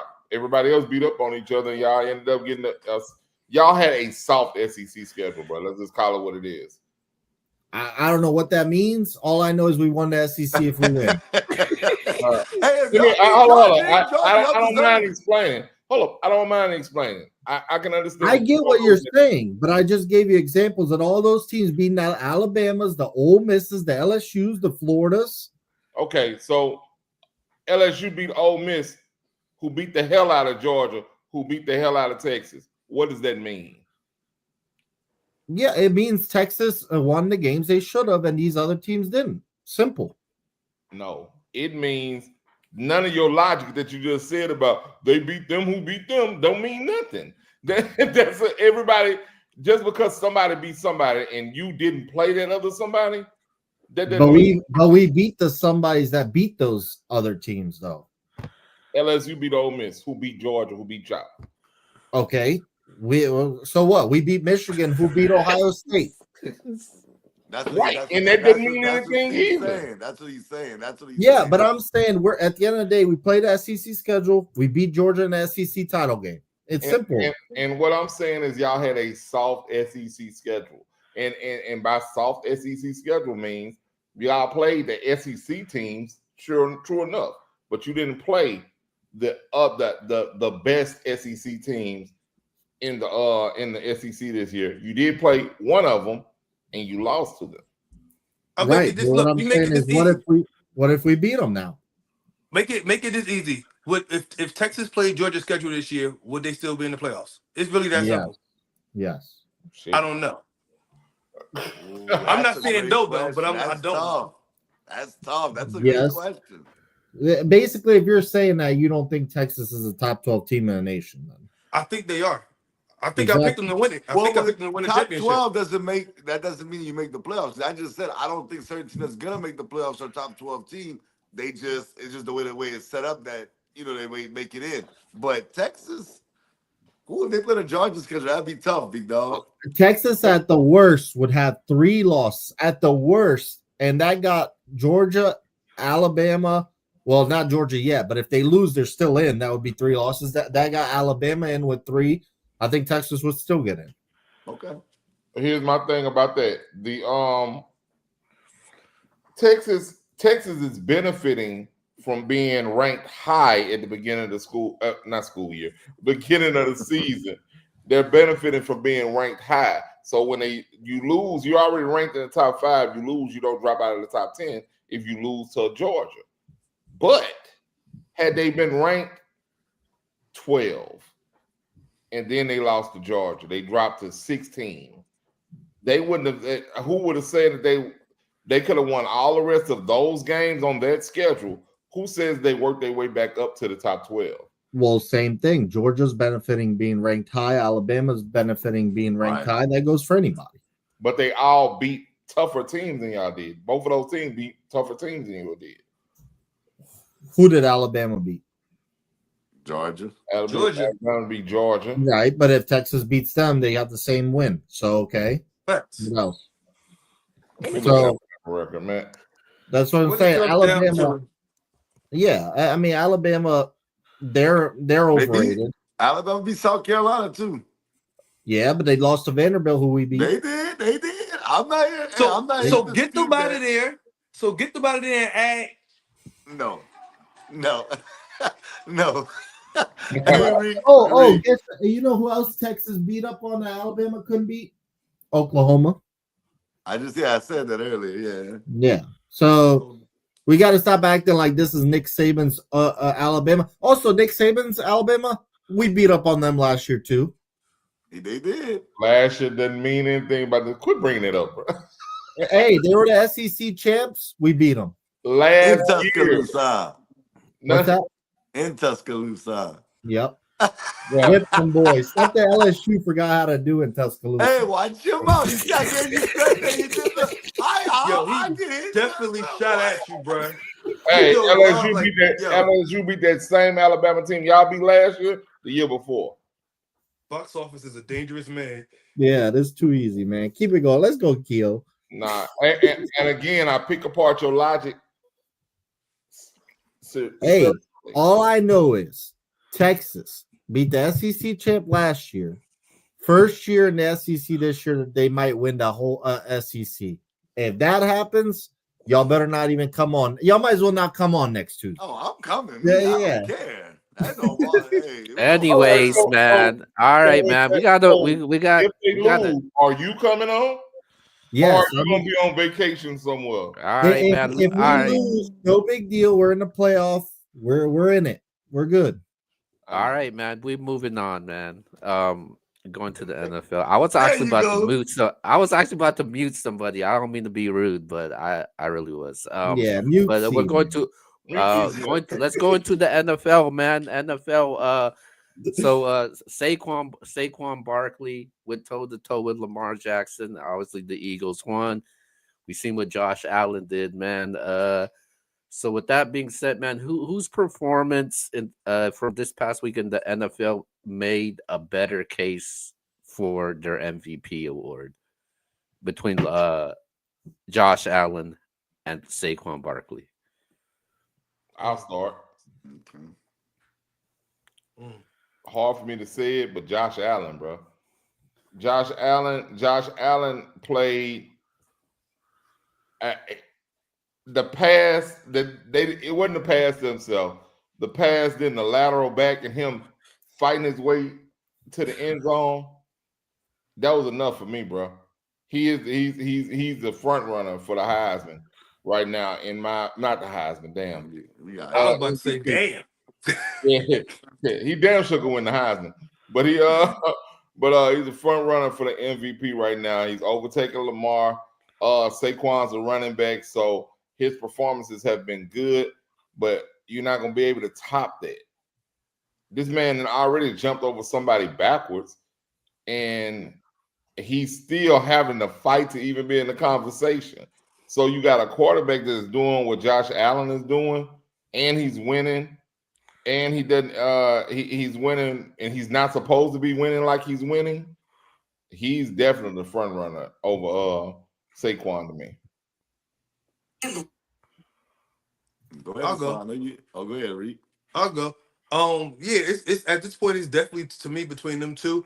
Lamar got too many losses. I think he's out of it at this point right now. For me, you got to give it to Saquon right now. He just went up against two of the people that was in the MVP competition, Lamar and Henry, as well as Josh. But he went up against two of them and outplayed both of them. Like, Saquon is like, and not to mention, he's on track to break the all-time rushing record, which is gonna definitely give him the MVP if he does that. Like you beat the all-time rushing record, you're the MVP. Um, Josh is having a great season. Nothing taken away from him, and if he wins it, if it stopped right now and he won it, I would not be mad at it at all. But I think you got to give it to Saquon. Like the stuff he's putting up right now is like we haven't seen it in a while. We've seen Josh Allen numbers probably other than last year because quarterbacks was down last year. We've seen people doing what Josh Allen's doing right now over the past 5 or 6 seasons. We haven't seen what Saquon's doing in a few years. What he's doing is definitely unbelievable. His team they got the same record as the Bills. I think personally, you got to give it to Saquon at this point. Like, it's going to come down to a better record at this point to me. I think better record's going to come down to it. And if Saquon even sniffs that record, he wins. You don't have to break it. If he sniffs it, he wins. Go ahead, Boxer. I'll let you go first. Okay. Well, I've been the only person on the show saying Josh Allen's the leading MVP candidate for weeks now. It's clear as day.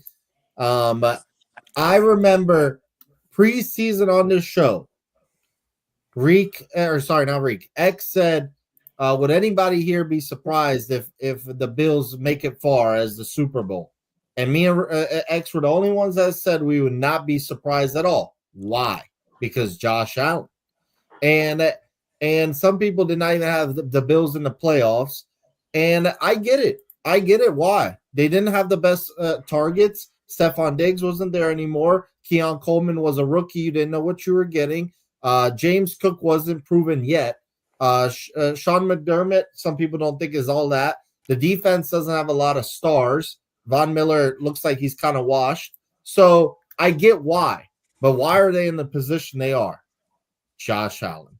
And they've got Amari Cooper. He hasn't done much yet. They don't have the chemistry down, but it's a good pickup for the future. So to me, I just think Josh Allen, I've been saying this, I think he's doing way more with way less than a lot of players. Saquon, stud, second in my MVP voting right now. But it does help to have A.J. Brown, Devontae Smith out there. Jalen Hurts has been to a Super Bowl. The Eagles' defense underrated as well. So to me, I just think he's literally fitting what the award is, most valuable to his team. What would the Bills be if Bryce Young was on there? Or I don't know, whatever, whoever. Whatever scrub you can think of, and I think Bryce Young has played better recently, but he's still not that proven. So, what would the Bills be? They would not be even. I don't think the Bills would have 6 wins with Bryce Young. I really don't. No. I think he's that valuable, and he's the only quarterback in the league that gets away running the ball as much as he does and never gets hurt. Like I don't hope anybody gets hurt, of course. But bruh, nobody runs the ball more and gets hurt less. He looks for contact too. Yeah. That's a big boy. He is big, but like Anthony Richardson gets hurt, and he's big. Cam Newton would miss some games here and there, even being that big. But to me, he fits what the award is for this year so far. Most valuable to that team. Josh Allen, to me, is number 1. Okay, so I want to come on here and say this. I was the one that was like Lamar Jackson, still the number 1 guy. But I'm with Reek right here, and I'm going to say, Yvonne, you was right as far as right now. For sure. You've been saying it. My thing is Josh Allen is the MVP today. And I'm not mad at Reek for saying Saquon Barkley, because if you remember, Saquon Barkley had that drop against Atlanta, or the Eagles only have 1 loss in their record right now. Had he caught that ball, they would only have 1 loss. So Saquon, I look at the Eagles and I swear, this is how I view the Eagles right now. The Eagles are so hot right now. And I know they haven't won anything, so it's not all the way. But when I compare Josh Allen to Saquon as far as their MVP candidacy, I look at the Eagles and I say to myself what the box office just said. They got A.J. Brown. They've been to the Super Bowl with Jalen Hurts. And I look at it like Golden State adding Kevin Durant, being Saquon Barkley, getting added to a team that's already been really good. And Saquon Barkley obviously makes him another level, like Kevin Durant made the Golden State Warriors another level. And I know Yvonne's not gonna like this comparison, but Josh Allen is LeBron James. And he's carrying the Buffalo Bills like LeBron carried the Cleveland Cavaliers all those years. And right now, I gotta give Josh Allen his credit. Maybe his stats are not better than a Lamar Jackson or Joe Burrow, but the wins are there, and he is correct. If you take Josh Allen off that team might not be as good as, well, I'm not gonna say might, would not be as good as they are at this very moment. So right now, I would slightly give the edge to Josh Allen, and I will say Lamar Jackson has fell to 3 for me on the MVP race behind Saquon Barkley and Josh Allen. As far as this MVP race goes, man, yes, Josh Allen is the favorite. He's a leading candidate right now, I'm despite proud of you, all Keo. despite what I said about Josh Allen. Yes, I said he wasn't going to score reach 20 touchdowns. I think he's on pace to throw 30. I said that More. he wouldn't make the playoffs. Um but he is the MVP leader right now. I think it will, for me, is like Yvonne said, most valuable to your team. And the impact that he's had on this team also. The only gripe that I have for Josh Allen is that he don't have the numbers to support it, which is kind of, which it's not a big deal to me. It's not like a deal breaker because you look at it, his numbers from passing yards ranked 14th, 20th in completion percentage, 6th in passing touchdowns, 5th in the fewest interceptions thrown, 14 in yards per attempt, 10th in passing rating. So he's definitely deserves the MVP. But to me, his MVP is definitely more than stats. Though obviously you gotta have a decent amount of stats. He have the quality wins though, man. Dude, they smacked the 49ers around. And they outplayed them, man. Despite whatever's going on with the Niners. Saquon Barkley, the only way he's gonna win this MVP if he breaks that record, man. If he doesn't break it, he ain't gonna win it. He's gonna win Offensive Player of the Year. He ain't gonna win no MVP. But I look at the remaining games. I still give him a chance. I look at the remaining games. The next 5 games that Saquon Barkley is gonna be playing. He's playing at the Panthers, who ranked 32nd in the NFL in rushing on defense. The next team probably that could put a stop to him is the Steelers, who got the 4th best defense. And then you go down to the last 3 remaining teams that he's playing against. You got teams that's ranked 27th in defense, 31st in defense, and 29th in defense. Those 3 teams I'm talking about. I'm talking about the freaking Cowboys, Commanders, and the New York Giants. If you think that he can't get this record, then you must be crazy, man. I think he can get these records because these 5 games that he has up next is definitely doable. I'm not saying Josh Allen is a lock because I don't think he's a lock, but if Saquon Barkley does what he does and breaks that record, Eric Dickerson's record, and possibly even clinch a #1 overall seed, we might be having a conversation in a couple of weeks. So I think Allen is the leading candidate as of right now, but I don't think Saquon is far away. Even though we did say that it is a running back award, but we have seen running backs have won that award before, like Adrian Peterson, Marshall Faulk, Sean Alexander, guys like that. So we have seen that happen before. So I'm not ruling it out. Well, let me ask y'all a question. So, do y'all think that Lamar is completely out of it? No, Yes. Yes. I don't think so. No, there's plenty time to go. And He's done. Saquon beat him head to head also. I think Derrick Henry has a better shot right now, though. He's done too. They stupid coach don't give him the ball certain games.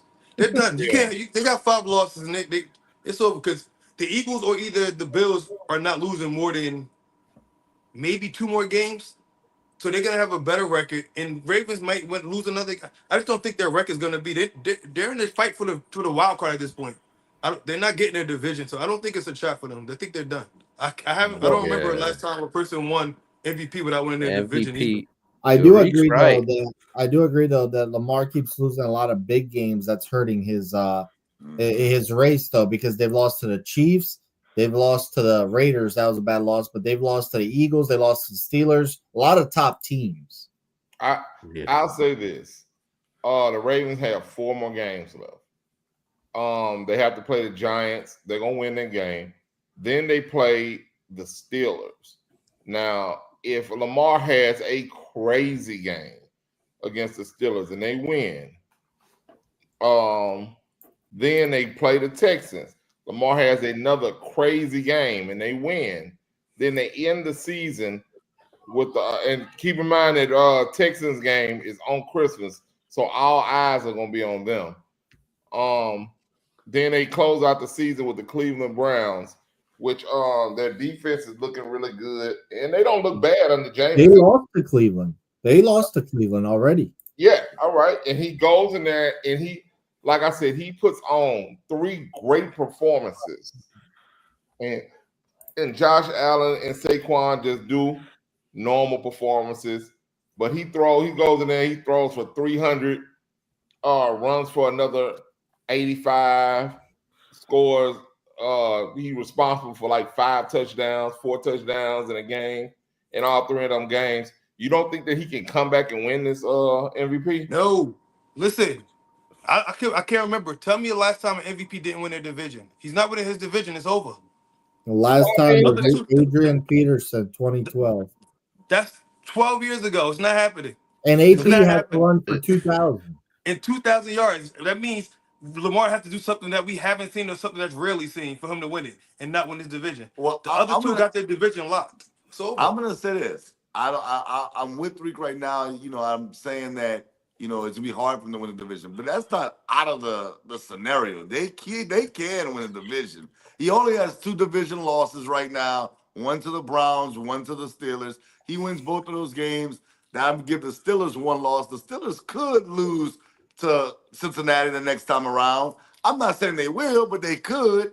I'm not counting out Lamar Jackson yet. His numbers have been gaudy. If he puts up gaudy numbers, he has a shot. I wouldn't say that he has a great shot, but he has a shot left. Yeah, Steelers still got to play the Eagles, the Chiefs, the Bengals, and the Ravens again. Yeah, they can lose every That's game. a tough schedule. They can lose every game. And hell, the That's Browns, a tough schedule. they still got to, even the Browns. Like I said, the Browns are playing good with Jameis. So here's your scenario. So they need to come back on the Steelers, and then you said this. Then he has to play. Lamar has to play 3 great games and hope that Josh and Saquon don't play more than 1 great game. Simple. It's not happening. It's over. Yeah, man. They got Like, to that's too beat much to ask for. they got to beat the Steelers at the end of the day, because the Steelers still hold 1 on them right now, and if they sweep them, it's pretty much a wrap.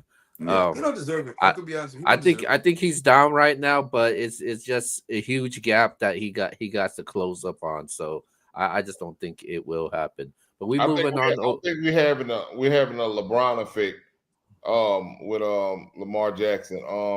No. We don't want to see him win it again. He gonna win it again, bro. Come on, man. No, Gotta win games, man. That's the Jokic effect, because Jokic could have Yeah. won it. No, for real. I thought he could have won Talk it that third talk, time. Ivan. They gave it to Embiid. Do you realize LeBron could have won the MVP probably 6 years in a row? Yeah, but I mean, Jordan could have won 10 then. That dude is off the Yeah, you chain, go from bro. All right, man. Hey, man. Oh. Let's move over, man. We're gonna talk about the Chiefs really quick. The Kansas City Chiefs, man. So they have been struggling in their last couple of games, man. So what I wanted to ask you guys is, are the Chiefs overrated, man? No, this shouldn't be a question. They struggled a bunch last year. Everybody gave up on them. Then they went to Baltimore. Everyone picked up against them, and then they whipped Baltimore, and then they won the Super Bowl. So they're not overrated. They're bored. That's what they are. They're bored. They don't care about the regular season. They're probably going to win the AFC West. They're bored. They have 1 loss. They also have 1 loss. That's important to point out. They only have 1 loss. And that's who to the MVP that we think is. They they're bored. They're just trying to get to the playoffs and then finally take these games serious. That's all they are. They're bored. So he's San Antonio. That's what you want to say. No, That's they're it. not boring. No, they're not boring to watch. Well, They're No, just, but the San Antonio Spurs didn't care about the regular season. They just oh wanted to yeah, go to the yeah, postseason. they didn't care. Yeah, And they're let me just say bored. something, bro. I hate when people say that. I hate when people say that. You know who you've never seen say that they're that teams are bored? Athletes, people who actually play these games. They'll never tell you that, yeah, we were just bored. That's why we don't take the regular season serious. We'll kick it in when it comes time for the playoffs. You know why? Because these are professionals and they give a damn about losing. We don't like to lose in fantasy. Why why do you think that these people get into the NFL or the NBA and now they all of a sudden get bored? No, I'm not saying that they're bored of winning. They're just saying it's not as important of a stage yet. Like they can afford these losses right now, and then they'll take it serious when and be more focused when when it's a He elimination. said they'll sit certain players that would play if it was a playoff game, but if it Right. wasn't a But playoff game, I see that, but that's not what they're doing. They're not sitting anybody. When you say that, I think that's, and I don't even think that that's bored. I think that that's playing it safe. I think that's playing it safe. I don't think that that's. Do you think they're overrated? Do I think that the Kansas City is overrated? I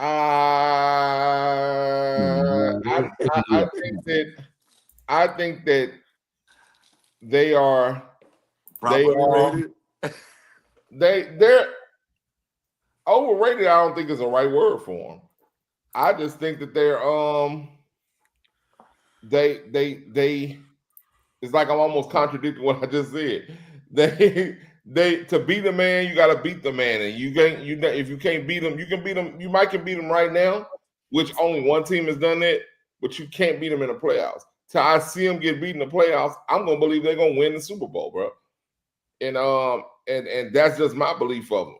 And I think that when they get into the playoffs, they are a totally different team. I think Mahomes makes them a totally different team in the playoffs.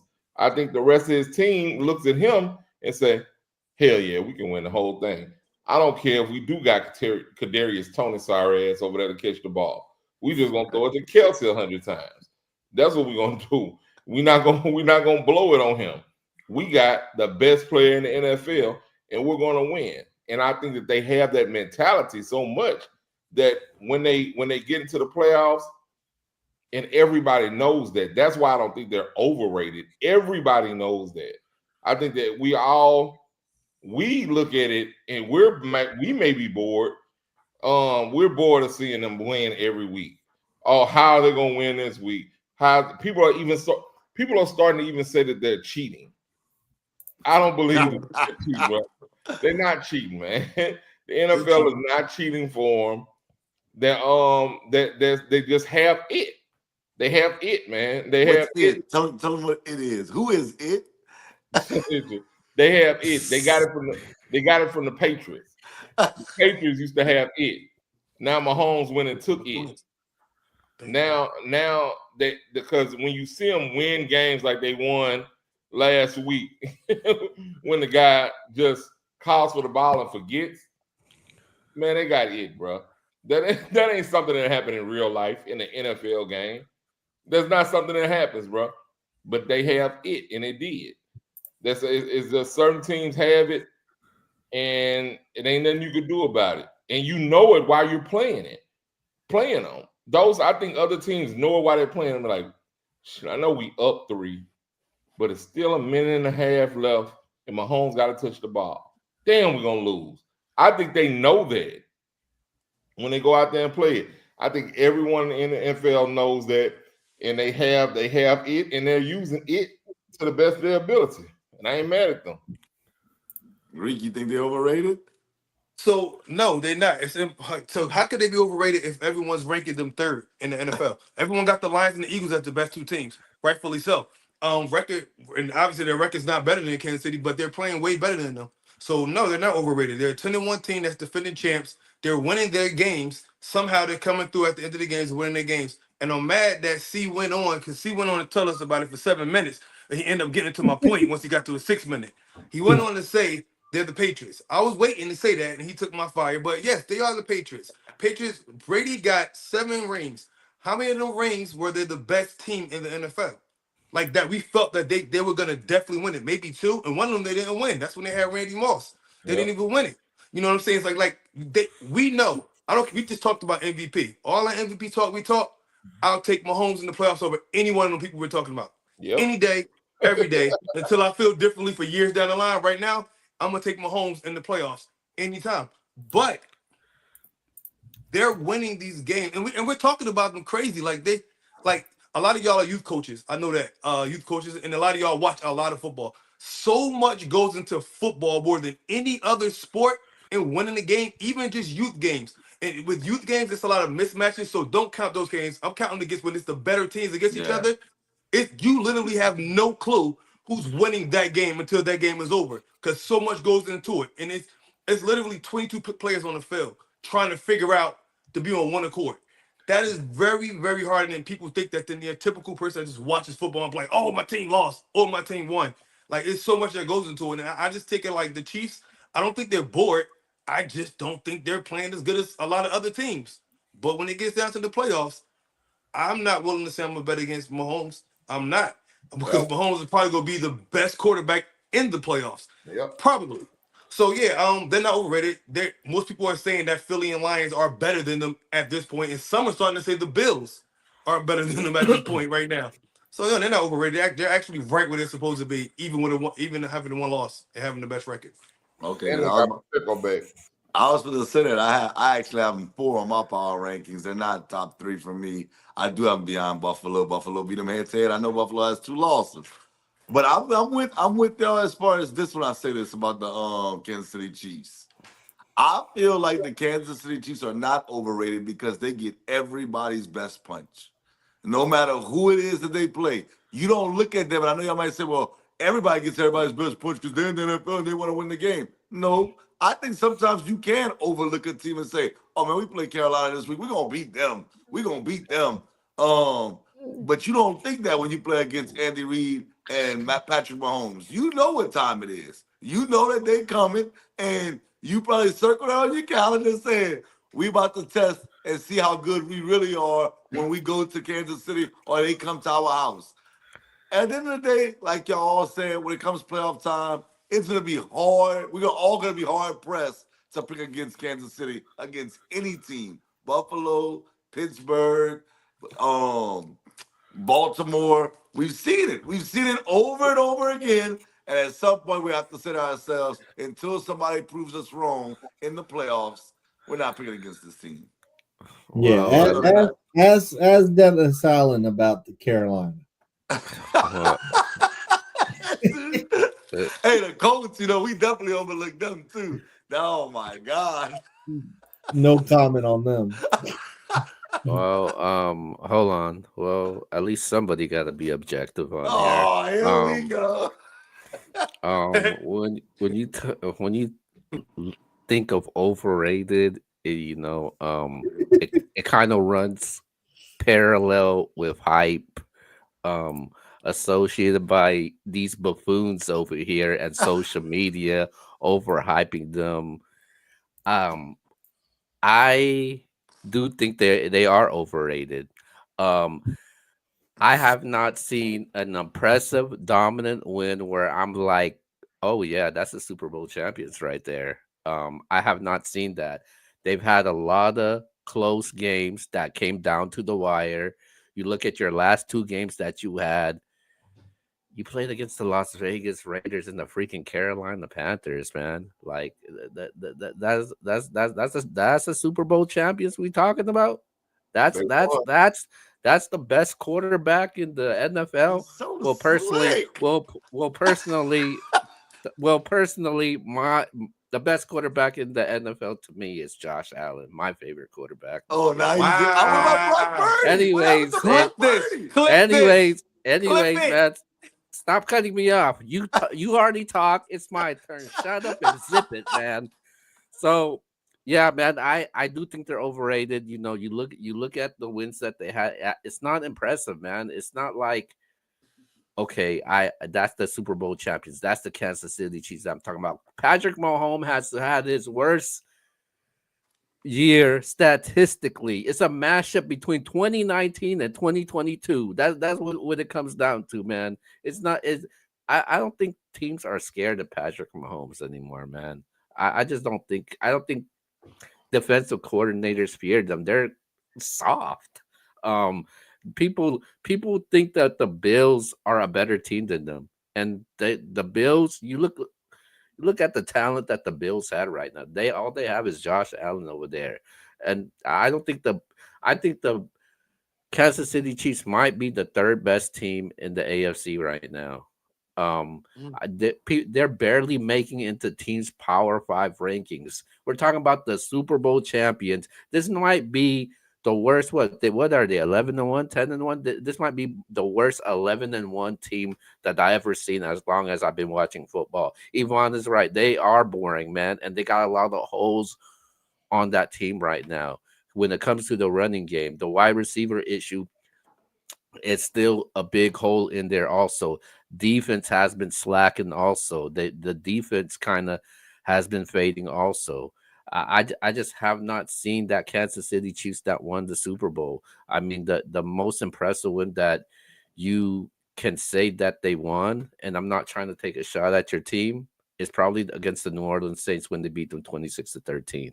But that's my view when it comes to the Kansas City Chiefs. I do think they're an overrated team, and they're a very beatable team also. Okay. Well, I gotta go first. Hold on, I just gotta ask him. So you criticize the Chiefs and said they barely beat these teams, but they still beat these teams because they beat the Chargers, the Ravens, the Broncos, who all would be playoff teams if the playoffs started Yeah. today. But hold up. In the same breath, you said Carson Beck is what? I just don't get you. I never said Oh no, Carson Beck was. I never said you Carson Beck said was the Carson best Beck's a quarterback in pit the bull. country. You say he's a pit bull. Well, yeah, yeah, And this yeah, stuff. man. Oh my Yeah, god. man. He I is. just He is. What I you just mean? you never seem to amaze me. You just say the craziest things on here sometimes. And I gotta think to myself, how does he come up with this stuff? Okay, How? I don't. What I think people need to realize is it's not a bad thing to win a whole bunch of close games. That's actually a really good sign. That means you know how to finish these games. And who are you most confident in the playoffs in a close game? The Chiefs, because of Mahomes, Wait. because of Oh, Reed. Um, No. Reek Hold on, definitely, Ivan. Please. Reek definitely not Please. your team. The, So the And one way more thing the Wait, before way wait, they've before he been goes. wait. the Hold on, way one more they've been thing. playing, Box office, wait. I I wouldn't gotta have take get the this. Chiefs in the playoffs. Wait, box office, you saying that's not a bad thing as if they're doing game-winning drives. That's not what's happening here. People are missing field goals. People are just doing dumb stuff. That's not the case. But but Like but yeah, but but they but they're have here's to what not I'll score doing say. to yeah, but they have to score to put these teams in that position though. nah, these other teams are losing the games. The Chiefs are winning them. I know what you're saying, but you feel me? Like I know exactly what The you're saying, but they're not making like clutch I can't say the drives. kid's Like name. the team the I'm team not the mad at them team though. Like the teams I, are giving the wins away to the Chiefs. It's I not would like the I would Chiefs are agree with winning that y'all. game. I would agree with y'all more if the Chiefs were unproven, but because they're the back-to-back champs, they're not fucking overrated. They're not. They're just bored, man. Okay, You're but my supposed to thing is this: dominate though, man. when the Like No, years started, I mean, if we're project now, obviously we're projecting, we don't know for sure. But who is their starting running back? but Pacheco. Pacheco, Right? And he got hurt, right? right now he's Right. back. Okay. He is back, but okay, who is their number one receiver? Rice. Right. Right? Is he there? No. But he was Okay. there with them losses Okay, though. Like that's what I'm yeah, saying. If he got hurt early Hopkins, on in the man. season, DeAndre, well, they don't I forget agree about with you, but Kelsey. I'm just saying, hold on. And then they signed Hollywood Brown. Wasn't Hollywood Brown supposed to be the other starter? Yep. for sure. And he's out. So what I'm saying to you is, any team loses that amount of firepower, or some Well, mostly well, throughout the season. Bro, you're gonna struggle, bro. You're Hold gonna struggle. on. I know Wait you're a gonna minute. say Wait a they minute. added DeAndre Hopkins. The Bills added Amari Cooper. And you're not saying Oh, nothing about that? I'm just sitting there saying, come on, man. And And y'all the lost Chiefs oh, that game. and the wait, Chiefs have better chemistry with wait, Hopkins than the wait, Bills do wait. with Cooper so far. Wait, hold on. The only I'm gonna give this credit to Reek because Reek was the only one that was the first one that brought it up. When we started doing our power rankings, you guys were itching to move the Chiefs to lower than number one. You were The waiting lowest for I've them. had them was You 2. were waiting for them to lose because you know damn well you don't believe in the Chiefs and you know their asses is A overrated. power ranking, a power ranking. Okay, listen. In college football, we've done it. I don't have Georgia ranked number one, but I keep telling you, I think Georgia's the best team. When the chips are down and you're gonna have to play against them, I'm still taking them. So what I'm saying is, just because the Chiefs may not be playing the best football, when the chips are down, we gonna find out who we all pick. Even though Reek and you don't may not have them as a top 5 team or a top 4 team, we'll see who you pick in the playoffs. I I mean, picked them. they're I a picked them to win it borderline all. top five. Borderline top five. I could name 4 teams better than the Chiefs right now. No, you can't. The Or, Eagles are hold on. The Eagles are better than the Chiefs right now. The Lions are better than the Chiefs. The Buffalo Bills are better than the Chiefs. And I would take either the Pittsburgh Steelers over oh, them right now. The way that defense been playing and the way my dog Russell Wilson's been what? playing. What? Cincinnati just lit up that defense. They lost, but they lit it up. Who lost? Cincinnati lost, but they lit that defense up. That's a Oh, so fact. you're but Yeah, a that's a win is a fact. win. You can't A win argue is it. a win is a win, It just like you say is. for It the is. Chiefs, It right? is. It is. It is. But we haven't It seen the is. Chiefs offense play like that though. Like damn, damn. Hey When man, was the let's last go to the time? next When topic, was the man. It's last a time? 3-hour show Wait, messing with wait. y'all. Oh, okay. All right, let's go. I just got one question real quick. Can y'all my fast shot one question? Go It's ahead, go literally ahead, a go one ahead. word answer.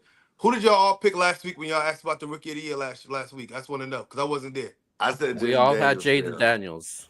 Okay, so Yeah, wait, and I was I ain't and gotta I ask why we're not talking about it this week after Jaden went off for 4 and Bo Nix looked like he looked. and, Got outplayed about Winston. All right, go ahead. and I wasn't on the show last week, and my vote is Brock Bowers. Woo! Oh, whoa, Yeah, that where he played, who he played for in college? Georgia. Georgia. The team that's about to smoke y'all Saturday, you hater. Shake my head. Oh yeah, yeah. Hey, we gonna talk. Hey, We gonna hey, talk. hey, 100 each.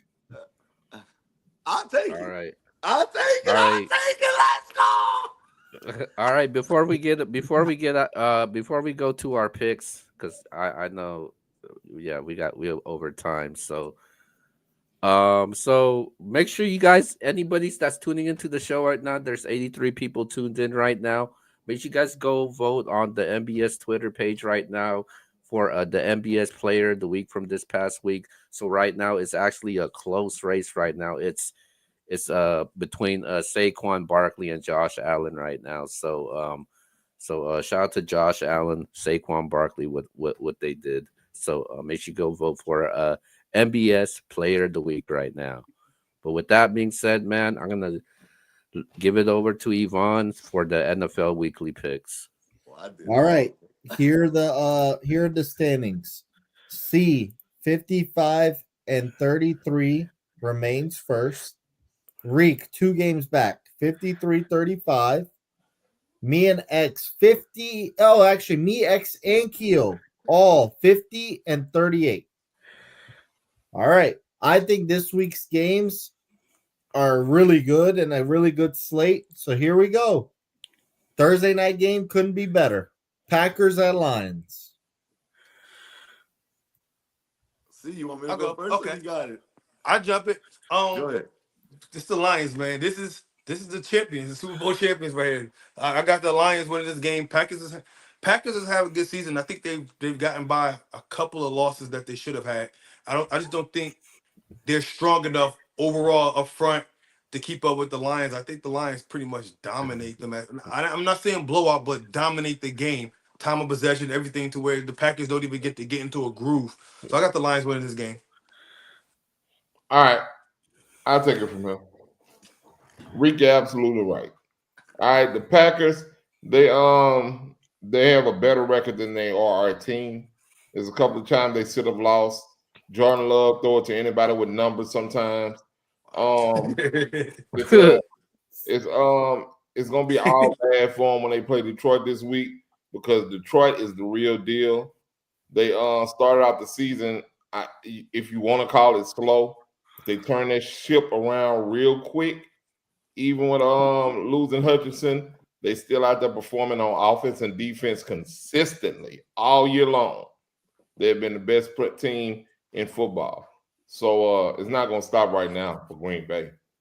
I got the Lions. Okay. It's in Detroit, correct? I got the Packers. Yeah. I got the Packers. I got the Packers beating Detroit.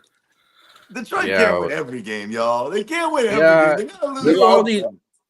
You only doing that just to prove your damn point because you said the Packers will have one of the best records in the NFC. Hey, I said the year. Lions have the best record, followed by the Packers. I think I did pretty good on that one.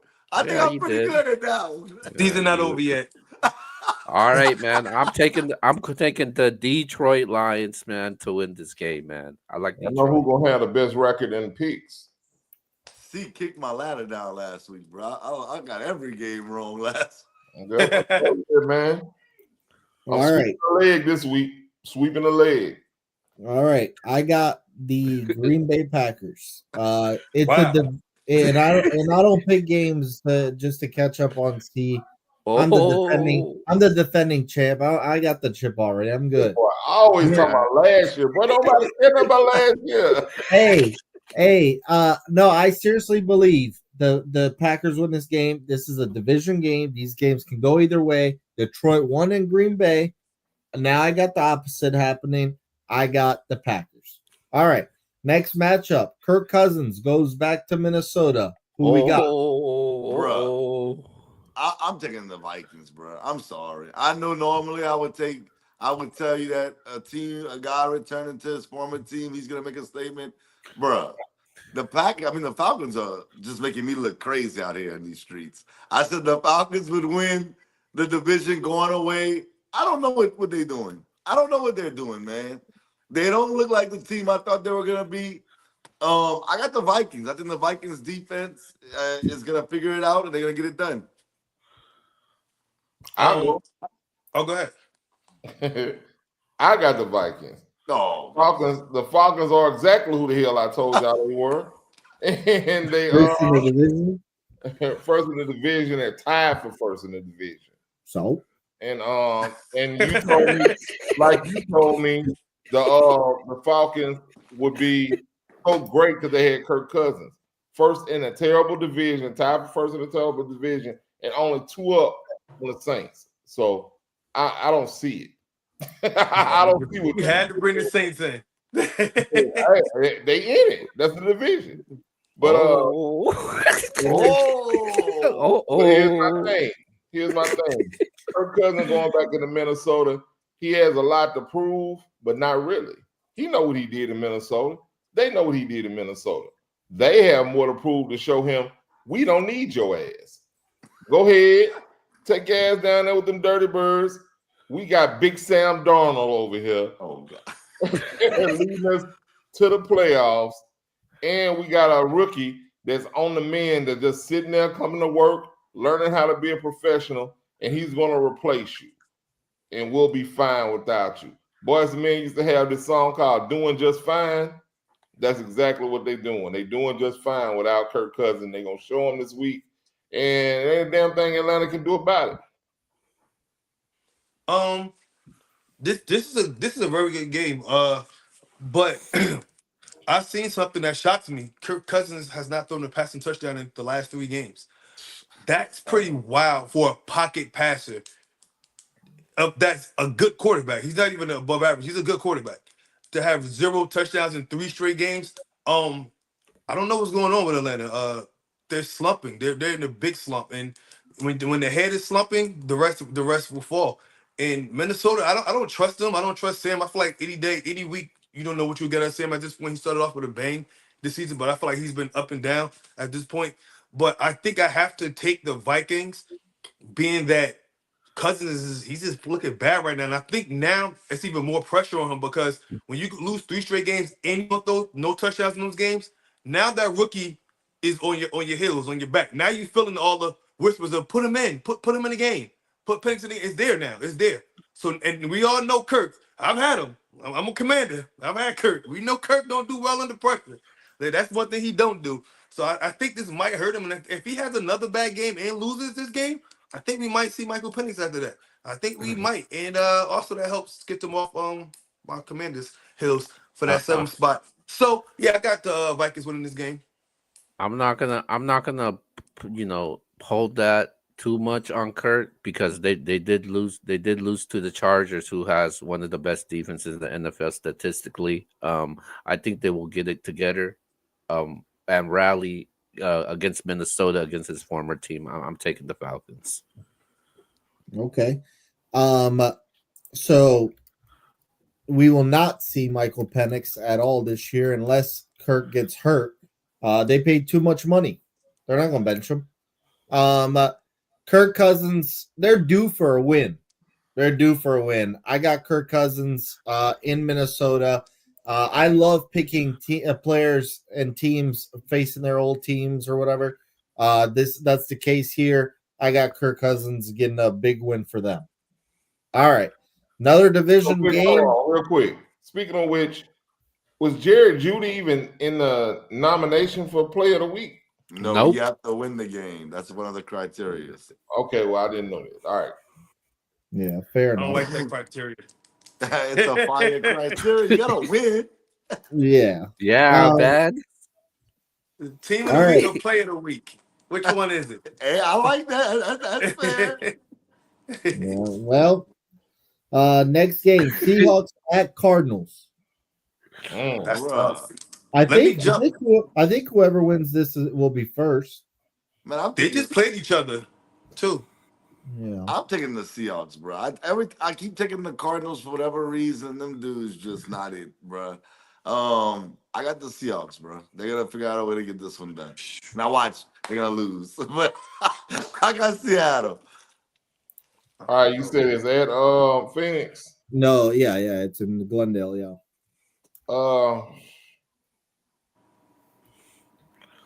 Damn, bro, I hate this game. I feel the same way X do, man. I keep taking Arizona. They keep pissing on my parade. But You gonna take them again? I'm gonna take them again because you took the damn Seahawks, bro. And I think you don't know nothing about football. Oh, I'm gonna go with I'm Arizona. the one that taught y'all. I'm so proud of all my kids. You taught me absolutely zero. Oh, see. My boy, you can say my name a million times. You taught me nothing. Hey, see, who would you hire to be your GM? Tell him, see. Who would? Who would you hire to be your GM if you was the coach and you had that kind of power? Me, obviously. I'd hired you to be the GM. Oh, well, you and the GM getting fired. Hey, you think so? Hey, you better come check over here at that school, Lafayette Renaissance, what I'm putting together at this school. Ain't nobody watching 6th grade women's basketball. Oh, no, this is high school, my boy. Me We'll go down to Virginia and bust y'all up. Me and Reek about to run the Washington Commanders out here. Wait, what's both of their records? I can't remember. The Cardinals and the Seahawks. Well, I think I'll check it, but I think they're about this. I think the Seahawks lead by 1, so they're 7-5. Arizona 6-6. All right, this is a tough game, but they just played each other, I think, 2 weeks ago. Yeah, Seahawks won. Yeah, they dominated. It was a kind of a good game, but they dominated the game, Seahawks. But both of them are very heckle and jolly, whatever that word is, heckle and jolly high, whatever you call it. Yeah, that shit. Of that, like you don't know what you gonna get. Like you really don't know from either one of them. I don't know. This is a tough one. I'm gonna go.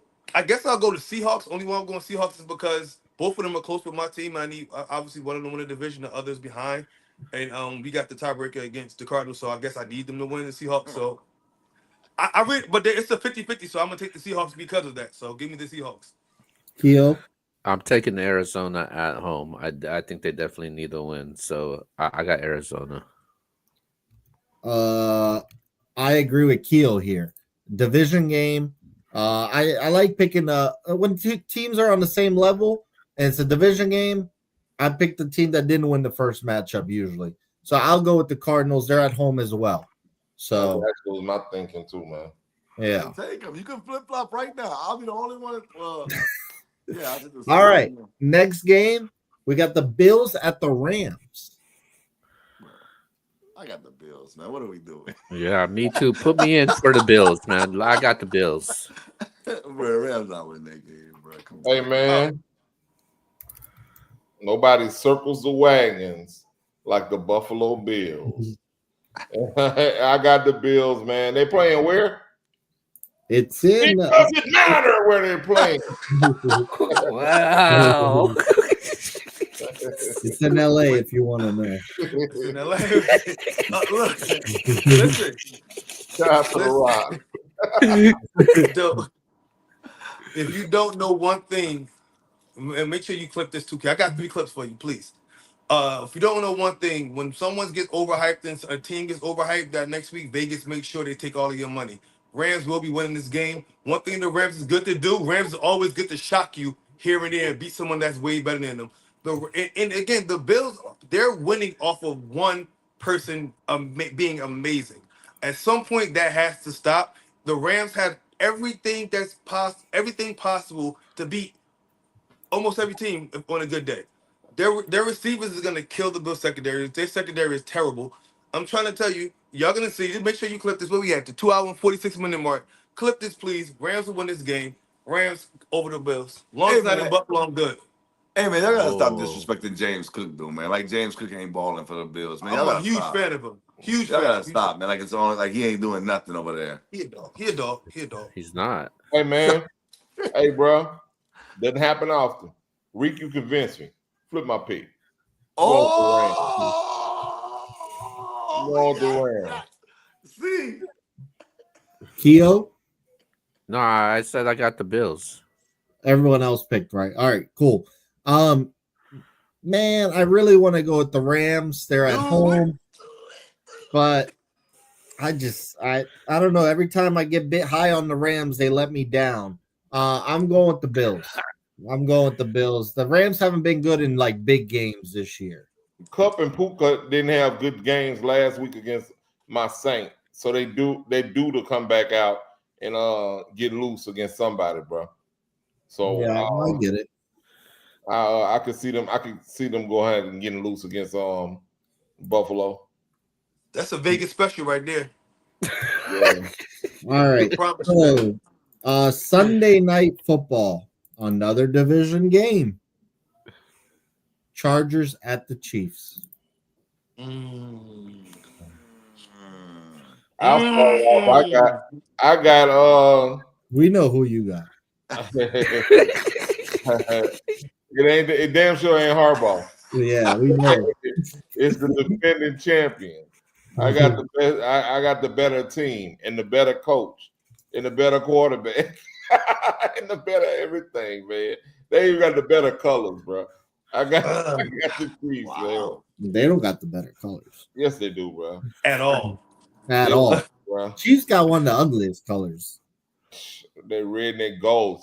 Nice, boy. Y'all wildin'. I got That's because y'all dealing with them plastic jerseys, man. You got to get that authentic stitch. I got the Chiefs too. They're at home. If it was maybe in Los Angeles, I might think differently. But I got the Chiefs. Prime time, they're gonna show up. I'm so mad because I would take the Chargers with ease if Dobbins was playing. I just don't think they have a run game. Right, that's another thing. Yep. That's just huge. Like if they had their run game, I think the Chargers would definitely beat them. I think they could compete with the Chiefs with what they've been doing and what Harbaugh have done with this team. But without Dobbins, I don't think they're gonna run. I love what's that little running back name? Clunk. How you say he's a receiver. Yeah, that's what I'm talking about. Receiver. I love him and I love what he's been doing. I just don't think without a run, you can't be one dimensional against the Chiefs. So I got the Chiefs winning this game. I will say this though, man. Shout thanks Harbaugh for beating up on the Falcons for me. We just couldn't cash in. He also beat up on y'all, so he's just been beating up on that division. Right, you always got some. Hey man, Yo, hey man, I'm even box giving the office coach. got issues, bro. I'm trying to tell you, I don't have issues. He's beating everybody in that division. I just know it that. was no need. Like it was no need for Hey, that. man, I'm you There like was the no thing. need for bro. him to bring up the Saints. Haters gonna do what haters gonna do, bro. I just said nothing but facts there. But go ahead, Keo. I'm taking the Chargers in this game. I think the Chargers got a better overall defense, and I think the way Mahomes has been playing and the offense been playing, I think that defense is gonna get to the Chargers gonna get Chargers defense gonna get to Mahomes.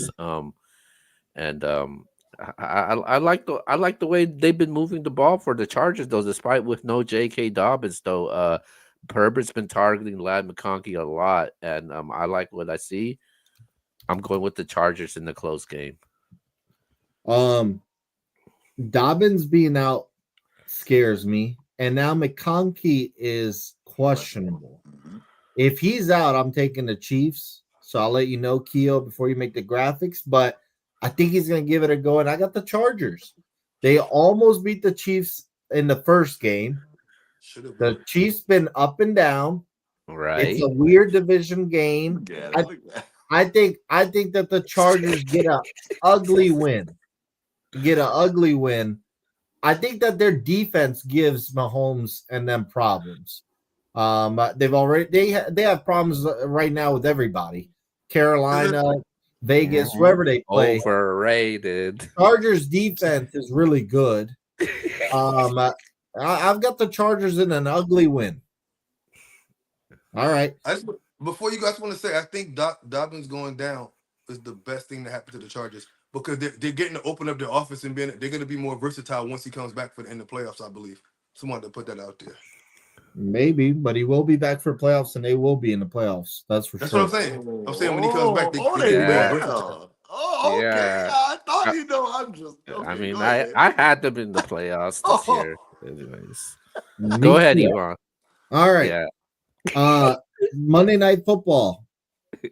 Bengals at the Cowboys. Two teams. Whoa. Yeah, neither team making a playoffs. Who we got? I'll go. Go ahead. Bengals, put them out their misery, please. Just do it. They got lucky against us. We played our shittiest game of the year, and they got lucky, and now they think they have a shot. Bengals are going to blow them out. 44-18, Bengals. And I don't want to hear another Cowboy talk for the rest of the NFL season after this. I'm sick of them. They piss me off. I hate them. I hate everything about them. I can't even curse. I don't want to knock anything in the monetization, but you know what I'm saying. That's how. Go ahead. I'm done. Bengals. Hey, listen. Damn, that's how you really feel. You talking to the guy that picked the Bengals to win the Super Bowl, man. And the Bengals defense is awful, so they're gonna definitely score more than 18 points in the Bengals. The Bengals can't stop anybody, bro. I told myself after they lost this past week to the Steelers, I wasn't picking them again. But I am because I don't believe in the Cowboys either. So I got the Bengals. The Cowboys. I ain't picking the Cowboys. I got the Bengals, but man, they let me down this year. Golly, they let me down. All right, man. Is man. that the worst pick? Is that the worst pick in the preseason? That you had the Bengals in the Super Bowl? Mine is pretty bad. I had the Jets. Yeah, the Jets is definitely worse. Oh, that was bad, dude. You good. You off the hook. You off the hook. Yeah, the Jets. All right. I'm from Louisiana. You know what it is, man.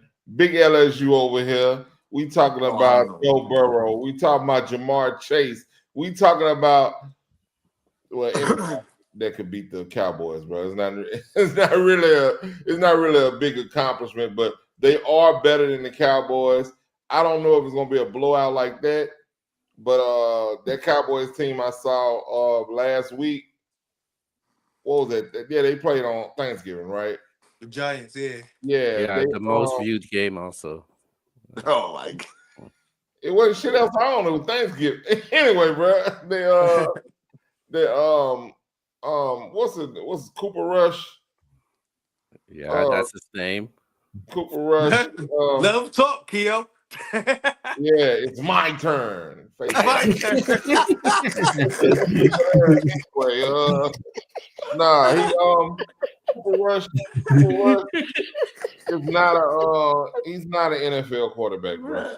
Oh my God. He's not an NFL quarterback. I saw him in the first half, barely looking his best wide receiver's direction. The whole first half, and I was like, "Dog, what is this dude doing?" So I for that alone, I got I got the Bengals because dude just not good, and he don't know how to play football either. The Giants just that bad. So yeah, I got the Bengals.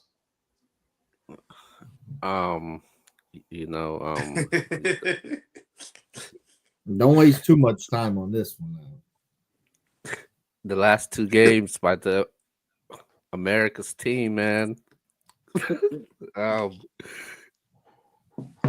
Bengals on a 3-game losing streak, man. They just don't win games. They remind me of the New York Jets right now. They just can't get the job done. The Dallas Cowboys defense they have shown up in these the 2 games that they've won. With Micah back, Deron Bland back, the defense is actually playing better. They're actually feeding the ball to Rico Dalmore in these last 2 games. He looked good. Yeah, and Cooper Rush, he's making the necessary passes that he needs to make in this game, and they just pounding the rock. It's 2 bad defenses at the end of the day, and I just think the Cowboys are a better defense overall, and they just got the better playmakers. I'm taking my Dallas Cowboys to win this game, man. How about them Cowboys? Well, since y'all mentioned LSU, and Keo's a Cowboys fan, I think when the playoffs start, LSU should exhibition the Cowboys in the Pop-Tarts Bowl, because that's where all y'all belong. Anyways. Where the Colts belong?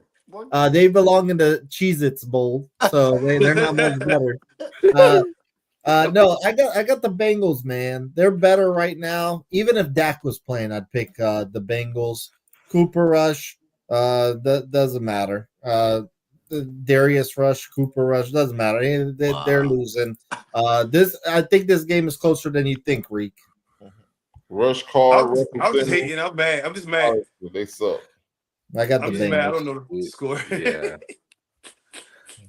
The better receiver on the field will be wearing number 88. Oh God. Hey man, that's it. We done. We going through the shout outs. Yeah, let's wrap things up, man. That was the picks. Let's go to our shout outs. All right, well, shout out to y'all boys, man. 3-hour show. I thought it was gonna be 2 hours. We're 3 hours in. My shout outs are going to go to my wife, man. Thursday is her birthday. Happy birthday, love. Love you. We gonna turn up. I got something special for the missus. So, be prepared for that. But with that being said, man, shout out to y'all boys. Yvonne, I'm ready for that 100, my boy. Undo. Shake my hand. Shake my hand. Okay, well. Look at that. Anyways, okay. So Thursday is your wife's birthday. Okay, I know what you're getting her. We're gonna spend your money. Yeah. We know what you're getting her. The same thing I would give my wife on a Thursday. We're watching Thursday Night Football. That's what we're doing. Yeah, he's horrible. Yeah. Hey, shout out. You ain't lying. I'm really gonna watch the game. She knows that. Hey, shout out to everybody. Shout out to everybody but LeBron James. I want to mention something about LeBron James. No. Listen. And tell me if I'm a hater. Last year, I got called a hater because I called out LeBron for popping bottles and celebrating his regular season trophy. Well, guess what? He took an L in that tournament. They interview him. He goes, Oh, that tournament's not important anymore. Well, no shit. I was saying that a year ago, and I was called a hater. But he's popping bottles. He's popping bottles, celebrating that. He is celebrating that shit. And now all of a sudden, it doesn't matter. Well, I was a hater for that. No, it never mattered. And LeBron, thank you for waking up out of your senses. You damn freak. I'm out of here. Enough of LeBron. I'm tired of nonsense. Hold on. He on it tonight. Black Hoodie Iman. Black Hoodie Iman. This is the same guy. That just told us that, oh, I'm solidified. I won the picks last year. Now you mad at LeBron for saying that he don't care. It don't matter. This year he won last year. He's good. No. Right?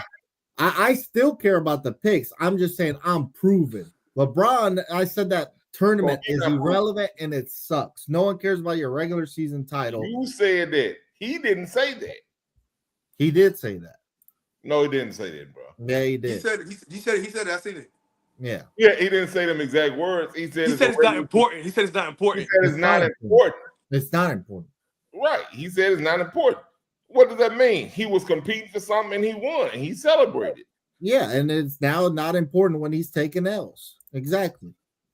Who's gonna win the Commissioner's Cup? I don't know.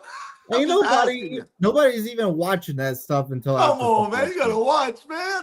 Come on, man. Right now, you on the show. No, come on, man. I'm watching it all. I watch it all. Man, finish the damn shout outs, man. So you're not watching it now because it's a tournament.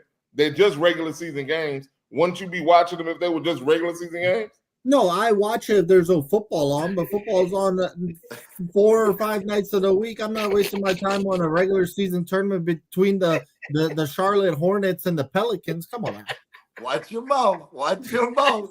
Talk about your Pistons. Let's talk about that. Yeah, they're not worth watching. Man, your life sucks, dog. You're terrible at this. Anyway, bro. Anyway, man. Bro, I can imagine what y'all talk. I need to start reading y'all stuff. I know y'all talk crazy in that group chat. This was LeBron a year ago. And now this is him.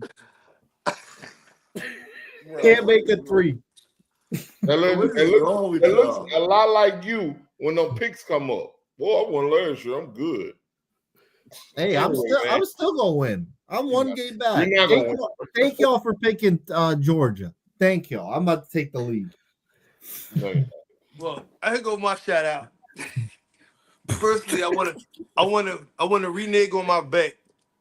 Firstly, I don't bet 50-50 bets. I don't know what the hell I was thinking. So yeah, I renege on my bet before we go past that. So no bet, Ivan. That's the most fair way to bet is 50-50. Yeah, nothing about me is fair. So yeah, I like to renege. Nothing about me is fair.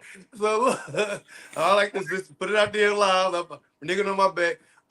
And as X said, I want to put out there 'cause I might not be able to make it on the show next week. Happy early birthday to my wife next week, and happy first birthday to my son next week as well. I got 2 birthdays next week, so that's another reason why I took the bet off. Shit getting real next week for me, and Christmas is right after that. So listen, I can't take that risk on the 50-50, not right now. So I want to put that out there. Shout out to y'all. You already know the whole NBS team. Great show. I want to not shout out to the committee of the NCAA. They're horrible, they're terrible, and I want to not shout out Miami for making the committee put in the you know what? I'm done with my shout outs. Go ahead, who next? All right, man. Real quick, last of the shout outs. I was with Hunter Morgatory, Christian Lee, and Edward Daddy. Love y'all. I'll see you in just a second. To my beautiful wife, Latricia. I love you too. I'll see you in just a second. And to Pap's babies, Marcel Carter Bryant and Azaria Grace Bryant, Pep, love y'all. I'll see you in just a second. Even if it's just on my screensaver, and just so y'all can get a look at them real quick. Pap's babies, man. Oh, you took Taysom off after he tore his ACL. Oh my God, yo, Ivan is out of pocket. Yeah, he's on something tonight, man. Anyway, man, big shout out to all y'all boys over there at the NBS, man. Appreciate y'all for having me on here. I'll smack y'all around again next week. It's nothing to me, bro. And guess what? Send my belts, both of them. Oh, All right. All right, man. Shout out to C, shout out to Reek, X, Yvonne, everybody that supports the MBS platform, man. Make sure you go check us out on TikTok. Follow us on all social media platforms, on the YouTube channel, on Instagram. Make sure you go follow Reek's podcast show, his YouTube channel, Bo SP Sports Podcast. I'm pulling up next show. I'm pulling Um, Spotify, Apple Podcasts. These shows going to be available later tonight. Actually, then we're going to be doing some predictions later this week with the huge battle rap event, Winter Madness, this weekend, man. They got a crazy card. They got Murder Mook and Arsenal. That's all I You can can't say. spell bars without putting that arse in it. Oh, easy. Jersey. All right, man. With that being said, man, this is the NBA Show episode 69. Until then, we'll see you guys next time. We out.